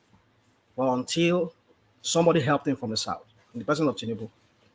And look at how he's paying him back in a way, him and his cabals. And he allowed himself to be used in the way he's being used. I'm not saying, well, the thing is this, you see, when people fail to learn from history will also always repeat itself. You see, the issue of APC, I think it's the way I'm saying the whole thing, it will implode. Because if you talk about somebody that has really invested a lot, I mean a real lot into that part, it's Tinubu has invested. I mean, he said it during his acceptance speech of Buhari. He had to thank Tinubu for helping him. He says, I thank exclusively, he thanked Tinubu for helping him for, getting the presidency, becoming the president. So now, and he's allowing somebody from the other party he defeated, whom even if, he contested against back in 2015. And then, well, you see, the way I'm saying it, I just believe there's something beyond what we understand, what we all know. There's a game plan here. We know that, of course, the guy has only one term, and after that, it goes back to them again. But with the South allow this, I know definitely they will resist. So, like some people have been speculating, maybe that will give rise to more of the Biafran agitation, more of the Southwest Yoruba nation, and some of that agitation will follow. Because I don't see what Goodluck Jonathan is going to do within 4 years that he could not have done if he had been there 8 years. He needed like 8 years to complete whatever. 4 years is too small for him, so he's just going to be used as a puppet. So, but what I'm just trying to say is that some people say that at least according to the constitution of the APC, he needed 1 year, at least 1 full year to be a member, so for him to be able to pick up that ticket. But some people say they can give him a waiver. If he's given a waiver by the party, he can contest, even though he doesn't have that, he doesn't meet up that 1 year statutory or mandatory 1 year. So, but then I know definitely they will give, because we've seen images emerging from that country of him meeting with Adamu. Is that Adamu, the APC chairman? So maybe he has met him. They've had their so-called closed door meeting, and they've given him that waiver, sort of. For him to have registered yesterday, he has not met that 1 year requirement. So what am I trying to say is this, that, there are some, like we said, the Fulani, whatever, bought that ticket for him. So there's something in the making here. And I won't be surprised if Yobe State Governor, Mimala Boni, is one part of them. He's one of those people that contributed to buying that or whatever they did. So, but I know there are some cabals within the Aso Rock, so powerful among the Aso Rock, that are in on this. They want to smuggle him in and maybe do their Adakabra, whatever they call it, to bring back Northern back on board. But the thing is this: if Goodluck clenches that ticket, number one thing is it's going to be a hard sell for APC to sell him, because this is somebody you defeated in 2015. You call all sorts of names, and now you're bringing him to become except maybe there's another game plan B for them to let another candidate from PDP that will emerge, which is likely going to be Atiku, to also eventually win, because also we've seen pictures or we've seen images of Mimala Boni having some kind of a meeting with Atiku. So you see all these their game plans. You know that the Northerners had some agenda. They know that any Southerner gets there for 8 years is going to reverse so many of these things that this idiot that is there, president right now, has done. They will reverse it, and maybe definitely they might be schemed out, and maybe the person, if that person is very good, crafty, a very good political person, maybe he will restructure that country, whereby the powers will not even at the center will not even mean anything anymore. What everybody will be pursuing is the state and the local government. That's where people will concentrate. Because that is where development starts, not from the federal. So if they can do that, take out all those things, the power that makes the Nigerian president so powerful, I'm sure, definitely, they will be discouraged to want to go to the center anymore. Everybody will just concentrate on their own space. So, but then what I'm trying to say is that if Goodluck Jonathan clinches that ticket, APC will implode. I guarantee you that. I can say that maybe I guarantee you that, but that is in my own opinion. I guarantee you that it will implode because somebody who we can't just cook a food. I mean, all of us we contributed money, we cooked one food, and then somebody, let's say Aizon, who is not here, and he says he wants to join us to eat the food because he did not contribute with us. I mean, it makes no sense. So that's how I see it. All right, but does the Yoruba space, do they have to now recalibrate and have a second meeting then? All that meeting that they had and everybody was showing their arrogance. So now, if they don't have one voice, they get defeated easily. So does the Yoruba space, do they have to have another meeting now and force then one champion? Somebody has to step down. A lot of people have to step down to rally behind one Yoruba voice. Otherwise, it's just easy pickings for Jonathan. Yeah, of course, definitely. I mean, for him to join that APC, and you have seen the Fulani, buying No, that. the Yoruba space is what I know. I'm just saying that it's to tell you that Goodluck Jonathan will clinch that ticket. And that's what I'm sure of. He will definitely. They will give him that ticket. And I know the only attempt is not to allow Tinubu to get there or any of Tinubu boys, and possibly maybe any other Southerners to be there to get it. But so, please, has Goodluck not rejected the nomination? I thought he rejected it. No, that was you are 5 steps out behind the loop. You're not in the know anymore. I think that is yesterday or maybe last year. That's what I heard. He has accepted to accept the form. I mean, this is the same person that uses, but let me not go into that because I need to be pretty soon. So anyway, for me, what I'm just trying to say is the Yoruba agitation, there will be a meeting, I'm sure. And what I see is the only person that I see, which himself is a damaged good. 2 persons, now let me just say 2 persons that are damaged goods. Oshibajo and Tinubu, they are damaged goods. And even Fayemi, what has Fayemi done in the Ekiti state? I mean, what can he campaign? No, they can't rally behind Fayemi because it's just not too strong a name. The only 2 damaged but like you goods, said, but they are all damaged. Goodluck Jonathan not damaged goods. They are all damaged goods. Yeah, of course. So, but then the only person that I feel that has the political, like you would say, I think he was the person that first used that word. I have the political capacity. That is Tinubu. I feel he's only one that can really counter him because he has that. He knows that he has that political Maradona to is this Ote, the Ote within the, this is our biggest Achilles heel in Yoruba land. It's treachery, isn't it? Of course. Treachery is going to cost us yet again. But then that's always been the case. Yeah, that's always been the case. We always self-sabotage so much. Yeah. And this is so the arrogance that I'm not going to, I'm above you, this, that, and the other. So Oshibanjo, he thinks that he's now a big boy. Tinubu, he insists that he's the biggest boy.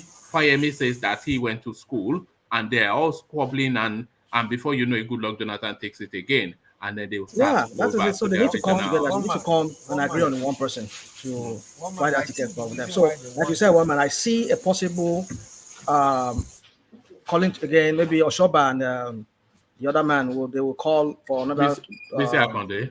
Yeah, Bisi Akonde. Thank you. They will call for another meeting so that because if they go into that primaries, all of them, I mean, they will work it for this guy for Goodluck. They will give it to him because the Northerners within that party they will give it to him.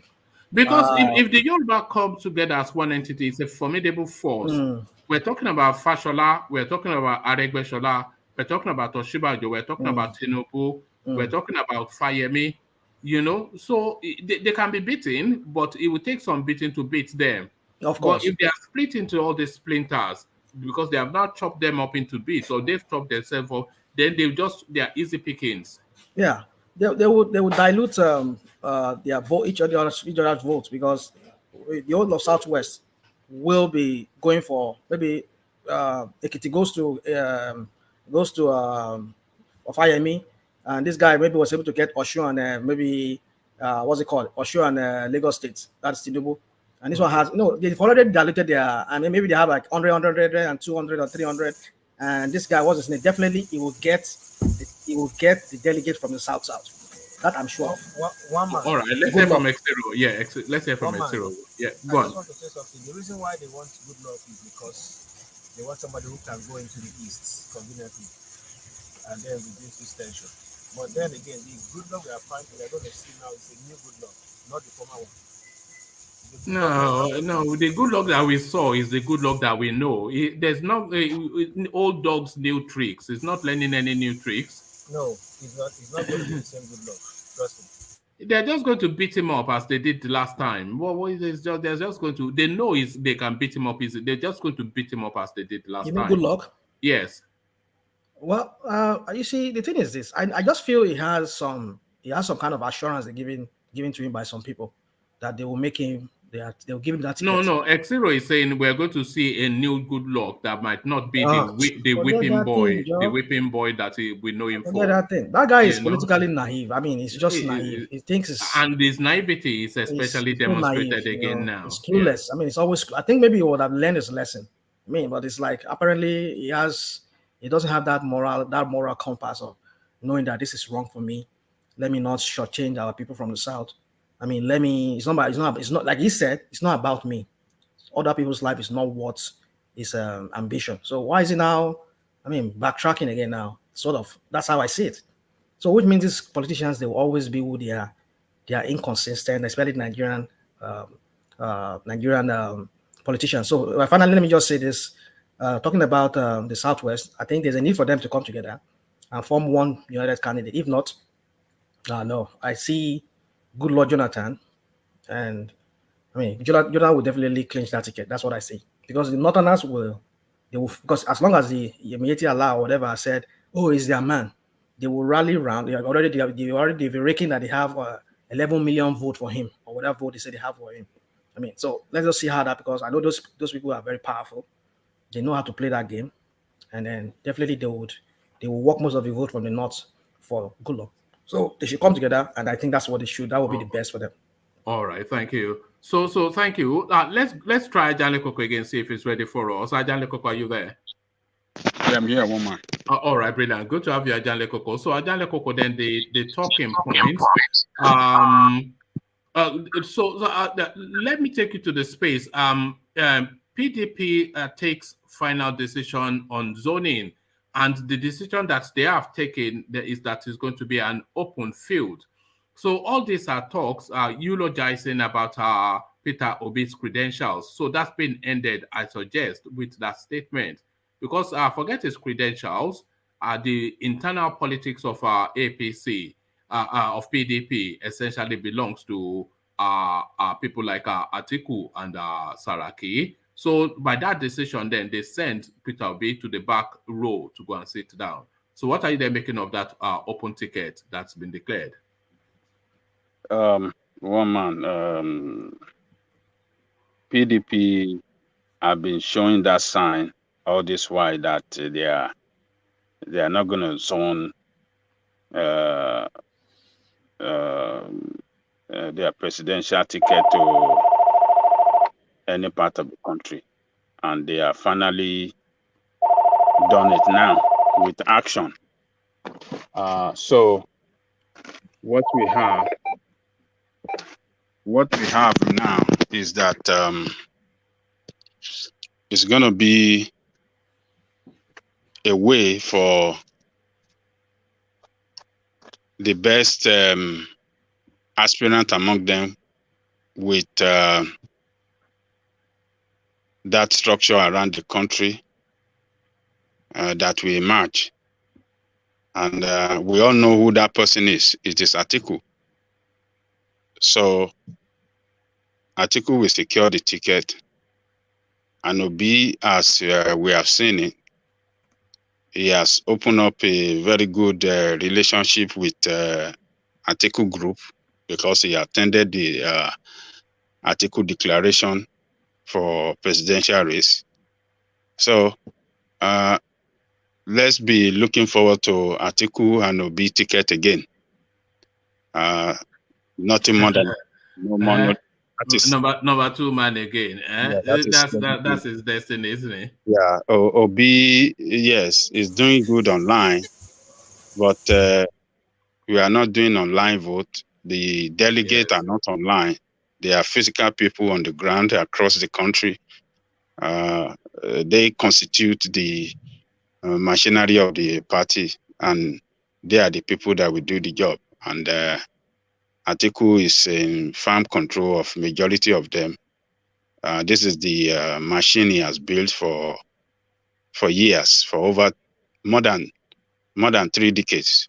They've been coming with that machine with the senior Yaradua, the old military guy Yaradua. So Shehu Musa. Shehu Musa, yeah, yes. So we should just be expecting our brother. We should be expecting Atiku and Obi ticket. That is what I believe will come out from PDP. Oh, okay, so it looks as though that Atiku Obi ticket will be coming up against Goodluck Jonathan Malabuni ticket. Alexander Gomez so confident, he's super charged to say Goodluck Jonathan will be the next president of Nigeria. So Goodluck Jonathan then picks up his party registration form from Otuake in Bayelsa State, having already procured the presidential nomination form via his proxies in the north. He has not come to the APC to take part. He's come to take over. So now Tinubu step aside, Oshibanjo back to your office, and everybody clear the deck. So what are you then making then of the arrival? The eagle has landed. Goodluck Jonathan. Goodluck Jonathan is not our eagle. You are our eagle, one man. It's the APC eagle. Yeah. I don't see the way Goodluck Jonathan will secure the ticket under free and fair primary.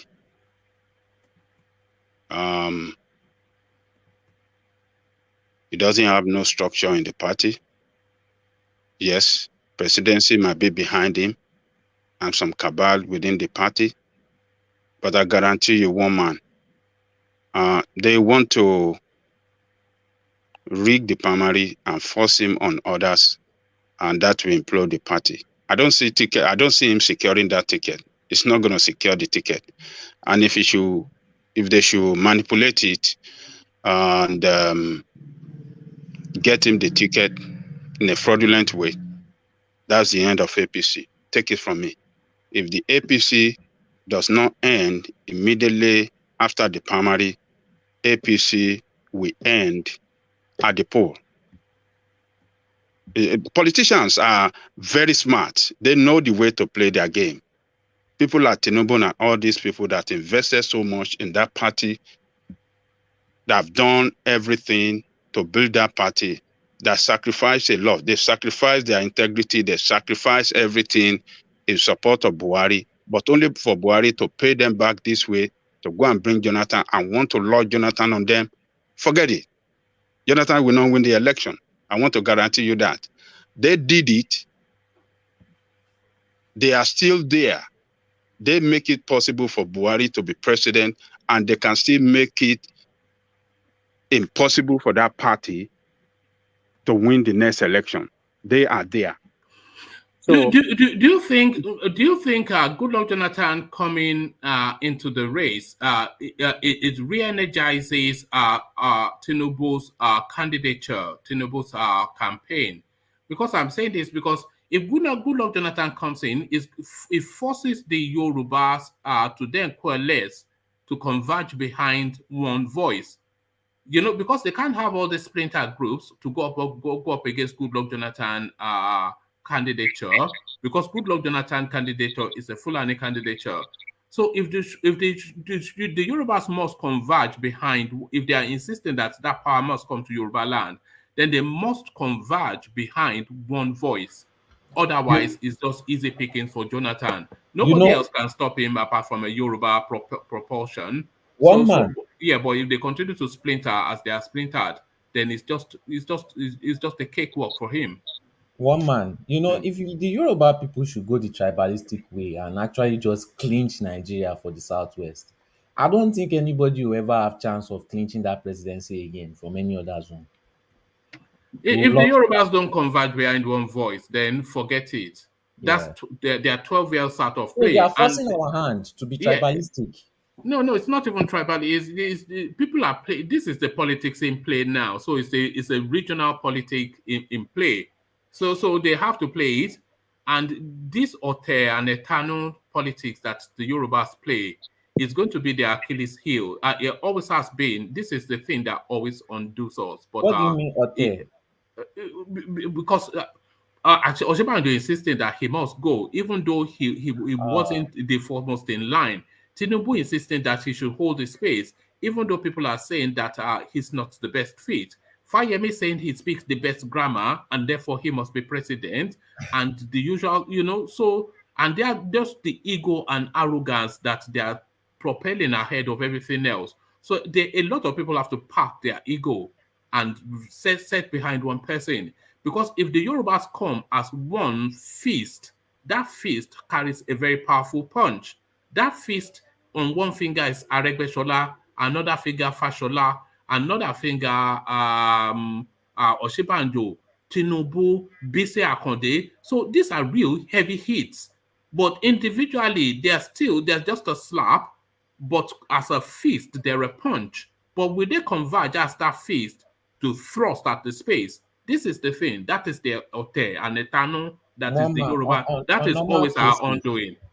on normal cases, I wouldn't say we can come together. But if they try it, if they actually try it, well, you know, you will have strong hold over Nigeria. But Ajale Koko. So so two that's a thing that I was just having with Solly, that this now it forces or it should force, if they have any ambition, the Yorubas to converge behind This is not the one. Yoruba way, though. But Yes. Let Ajale Koko tackle that. Ajale Koko, are you there?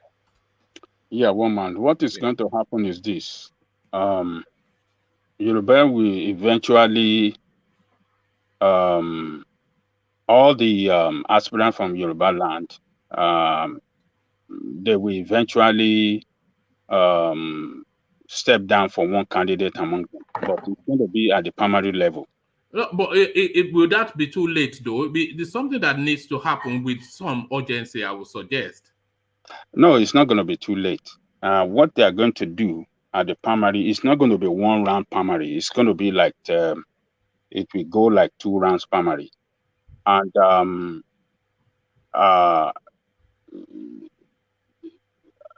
at the primary, we're going to see alignment and realignment, because before the primary date, each candidate will have known their position in number of candidates, But is the narrative in the build-up, sorry, Ajale Koko, is the narrative in the build-up to the primaries, is it not part of what happens in the primaries as well? Because if they are all behind one voice now, one person now, then all the voices are propelling that person. Fashola can then open up, and Fashola very good at public speaking and very forceful and very intelligent. Aregbesola, so all of these people can subsume the space and force that narrative. But if they are doing all these silent whispers with one singular voice, trying to convince, so by the time they get to the primaries, the narrative might not be as strong as if they are already using this long build-up to launch at our primaries. Well, let me tell you, one man. You see, politicians, they have a way of doing it. Already now, before primary, they will mutually agree among themselves that, okay, this is what they are going to do at the primary. The primary is delegate. It's not the public that are going to vote. So they know what they are carrying to the primary, and at that primary, at that particular place, that is when they will align and realign with each other to vote for one candidate. If it is clear to them that yes, if they don't do that, the chances might slip away their hand to another candidate from other region of the country. So what I'm saying here is that at this moment, now they are paid 100 million. Now they have been campaigning. They won't do it now, but they will have that mutual agreement that, hey, when we get here, this is what we are going to do, so that we can bring it down to our region. And that is what eventually going to happen. You see, we don't know the criteria they are going to set that will dictate the winner in the primary. Maybe in totality, they have like 5,000 delegates, and they must set a threshold requirement that whoever that get 3,000 out of 5 will be declared the winner. So I don't think anybody at the first round can hit that ground. So they will have known among themselves, all the delegates, all the presidential aspirants will have known among themselves how many delegates they are taking over there to the primary, and in view of that information with them, they will now do some realignment or alignment with each other. So I believe that Yoruba people, those in contention with Tinubu, one of them will step down for one particular candidate. But what I know for fact is that politicians in party politics, there is no way that a new person will be brought into the party and force them when it comes to the biggest position like this, and then they will force that person on top of those that have sacrificed, have paid their due so much for the development of the party. It doesn't happen like that. So it's going to be a tough battle, but let's wait and see what is going on. But what I know for sure is that the emergence of Jonathan is not going to be free and fair, and that will bring serious rancor, setback for APC. And look, the West, we still have we are still going to be the region that will decide the winner. I want you guys to look at it this way. If Atiku becomes the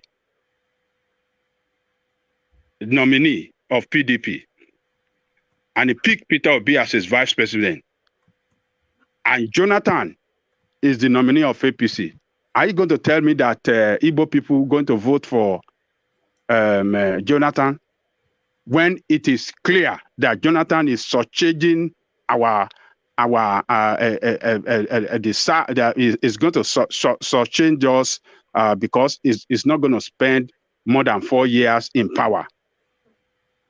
You understand what I'm saying? So Igbo people, it cannot get the vote from the Igbo land because they be looking at their son. Their son is number 2, and there's possibility that, that guaranteed them that in the next 4 or 8 years, yes, they could attain the position of presidency, than to go and vote for Jonathan that, will only have the chance of 4 years, maximum of 4 years, and then the power will switch to the north for another 8 years. So it's going to be, and Yoruba will be in a position to vote for one of them.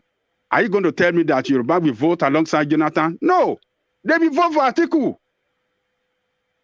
Yoruba know how to play that politics of hotel. When they see that, oh, you want to trample and tell them that, yes, they are nobody in the scheme of things, they will vote, go and mark it down, one man. They will say, this Atiku man, he has been trying all this while. Oh, he is married to one of our sons and one of our daughter. He has tried several times. Let us give him this time because we were robbed. Let us, what benefit is us? Is Jonathan, in the last time he was there, he marginalized Yoruba people. How are we sure that it's going to be there for us this time? No, let us even vote for this, what do you call, this article man. I don't think Jonathan will even. I don't even think he will campaign in Yoruba land because he knows that the Yorubas, they don't really vibe with him at all. Yeah, I don't think the Yorubas vibe with that guy. But but what I know is that APC would be a party of the past if Jonathan happened to be their nominee. He cannot secure that ticket on a free and fair election. It's going to be is going to be force on the party, and then big politician will resist it, and that will be the end of APC. That's what I know for sure. All right, thank you, Ajale Koko. Ajale Koko, so for reasons of time, let me see if Aizon is still with, not Aizon, but Xero. So let's see if Xero is, Xero, are you there? Okay, we don't appear to have Xero. So let me put to you then. Yeah, I'm here. All right, brilliant. Okay, there's a lot of noise. Yes, there is a lot of noise, but we'll soldier through. But this Have you finished that jollof rice this morning? Zero. And chicken. And chicken. I get my mind for you. If you want more money to support it. How many lives? Let me know. All the compliments are in there, you know. Professor Ajale Koko. Professor, Shetibo orúkọ yín ní Mayegun Live àbí? Ta ló sọ? Kí ló jẹlẹ̀ Mayegun? Mọ nǹkan tó ṣẹlẹ̀. Kí ló jẹlẹ̀? They were referencing you now. They were referencing you. That Ajale Koko from One Man Show. He said this and he said that. I know this. It is only from this program that he has seen that Ajale Koko. That word, when he used that word, one Professor Ajale Koko. October Watch program 3 days ago or so. Yeah. Oh, really? Oh, yes. Okay. You're international now. Are you serious? Yes. All these people are watching us now. They are watching us, but you know. That's good. That's good for One Man Show. You know, occasionally they turn up, but they don't turn up enough. But because they can't handle the smoke, you know. But Koike braved it. Adeyinka, maybe because Adeyinka came on this platform and very quickly ended up in prison. So maybe that's what's carrying them up. But you know, very quickly ended up in prison. But so this narrative now, and this is something that repeats. There's two coverings of this story, but the one that I read out, I'll take you to. Supporters are demarketing Peter Obi. This is a lead voice in the southeast that is saying this, and it's talking about that aggressive, insidious, very spiky, extremely toxic proportion that we're seeing online, and it's narrowed it to the Ipobians, the Ipobian element of the Peter Obi support team. They are somewhat demarketing him because they don't want to hear a critical analysis of the man or a contrary view of him being pushed. So they just go out with all of this list of achievements for Peter Obi and insist that he has this popularity. And when people say they don't recognize it, they so much hate and bile that they're somewhat demarketing Peter Obi as a possibility and almost even narrowing him as a regional champion. So this is what this man is proposing, and this is a view that is being held widely. But what would you respond? What would your response be to that, Xero? Woman, when it comes to things that relates to, first and foremost, I would say, these days when people ask me where I come from, I don't directly say I'm Igbo, because then they already put me in a box, like this kind of box, where they already know my opinion and they already expect those kind of, hot, temperamental discourse. But these days I'm learning to understand people like you and other people who have contrary views. Now, to the subject matter, you see, the people of the Igbo extraction, they have over time faced a lot of marginalization and even toppled with killings in this Buhari administration, that they no longer take easy when it comes to discussing freedom issues or issues of democracy or their candidates. They feel you want to put them into another 4 years of slavery or 4 years of punishment if you don't accept their candidate, you know. And then in the southeast, you must understand that there are nuances of political followers. Some are more nuanced towards the IPOP, while some are more nuanced towards the federal Nigeria. But in the middle, you still find people who have a bit of both characteristics. But in the long run, I think we should just lay the focus on the candidates and not the followers. Not All the right, followers. all Yes. right, thank you. And to the Ben Ayade space, double dipping. To great celebration and pomp and pageantry, he announces that he wants to be president of Nigeria. And then in a hooded dark clothing, in the shadows of night, he goes to pick up a senatorial form as well. So Ben Ayade now filling two forms, submitting to the APC, one to be president and one to be a senator for Cross River North. So where do you think his ambition is most likely to be fulfilled? Senatorial ticket or a presidential ticket? Ben Ayade double dipping. What says you? First and foremost, I must tell you that I hate that guy. I hate him so much. There's nothing he has achieved in his life.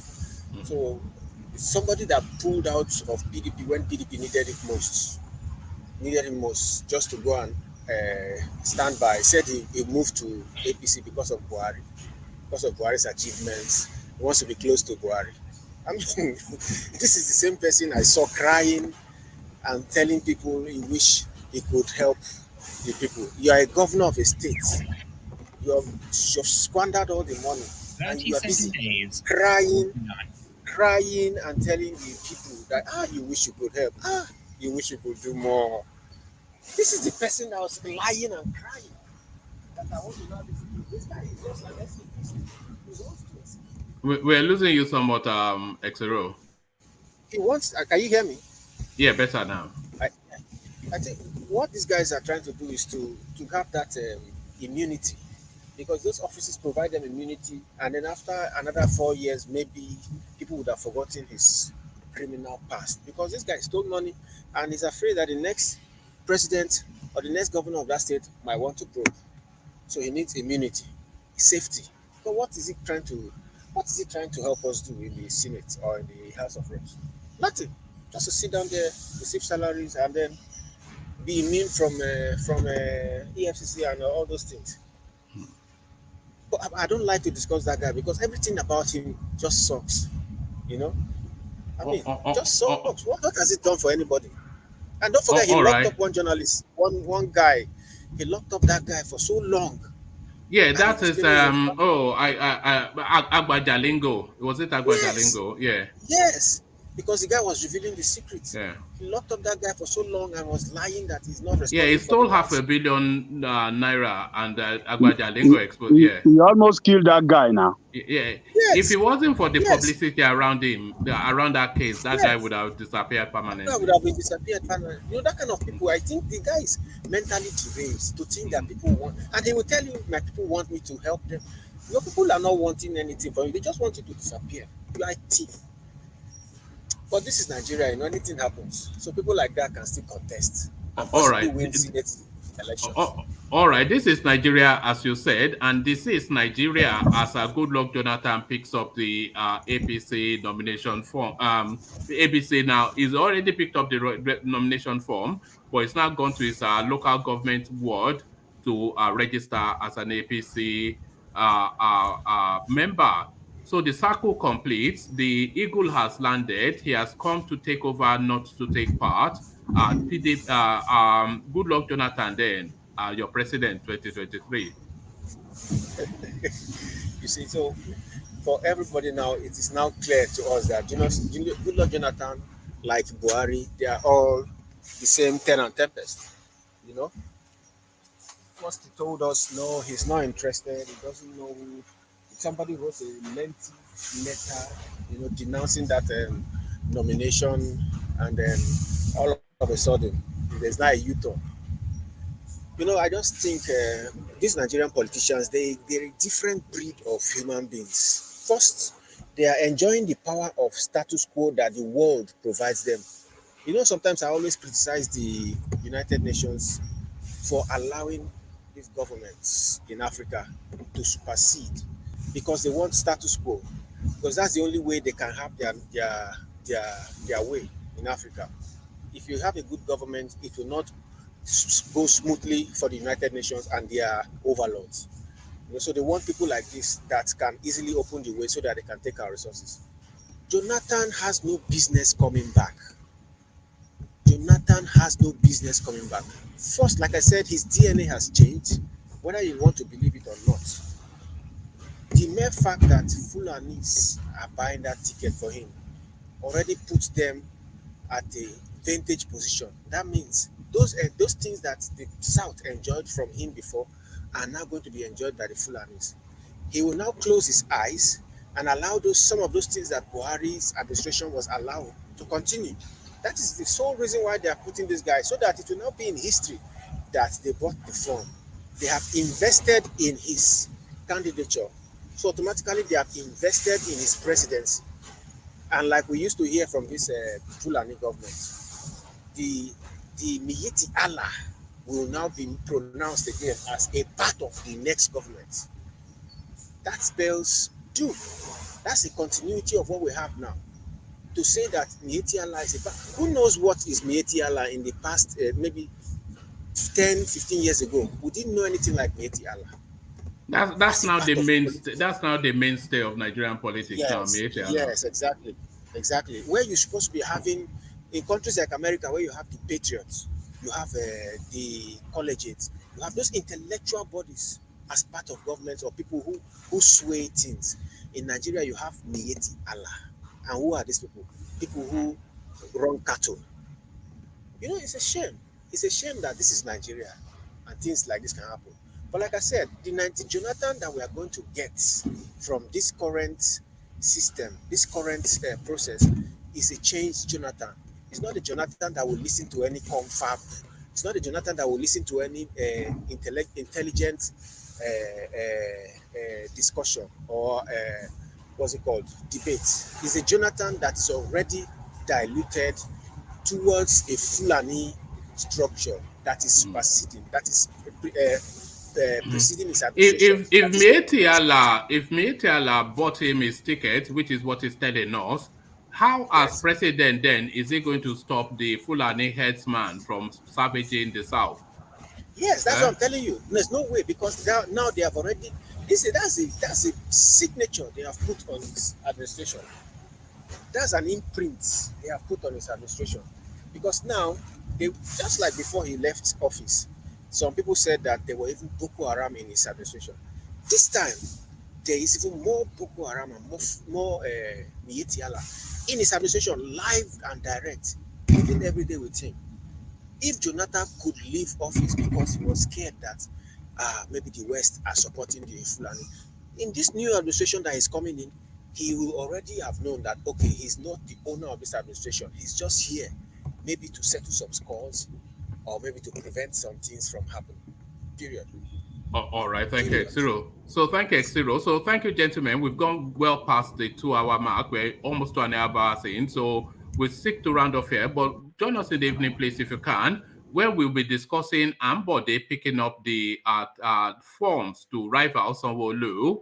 Buhari saying that he doesn't care where the people who bought the nomination forms got the 100 million naira from. So that and many other topics. So converge again 9:35 UK time. So compute that within whatever time zone you have and make yourself available. When I put out the notice for the evening session, if you can, if you are inclined, if you pop it in your social media feeds, your WhatsApp groups, your Facebook spaces, so that we have even more people. So let your friends and families, people you like or dislike, let them come and hear the nonsensities that goes on here. So we leave it there. Carry conversation on within the comment section, but here I say peace. Thanks, guys.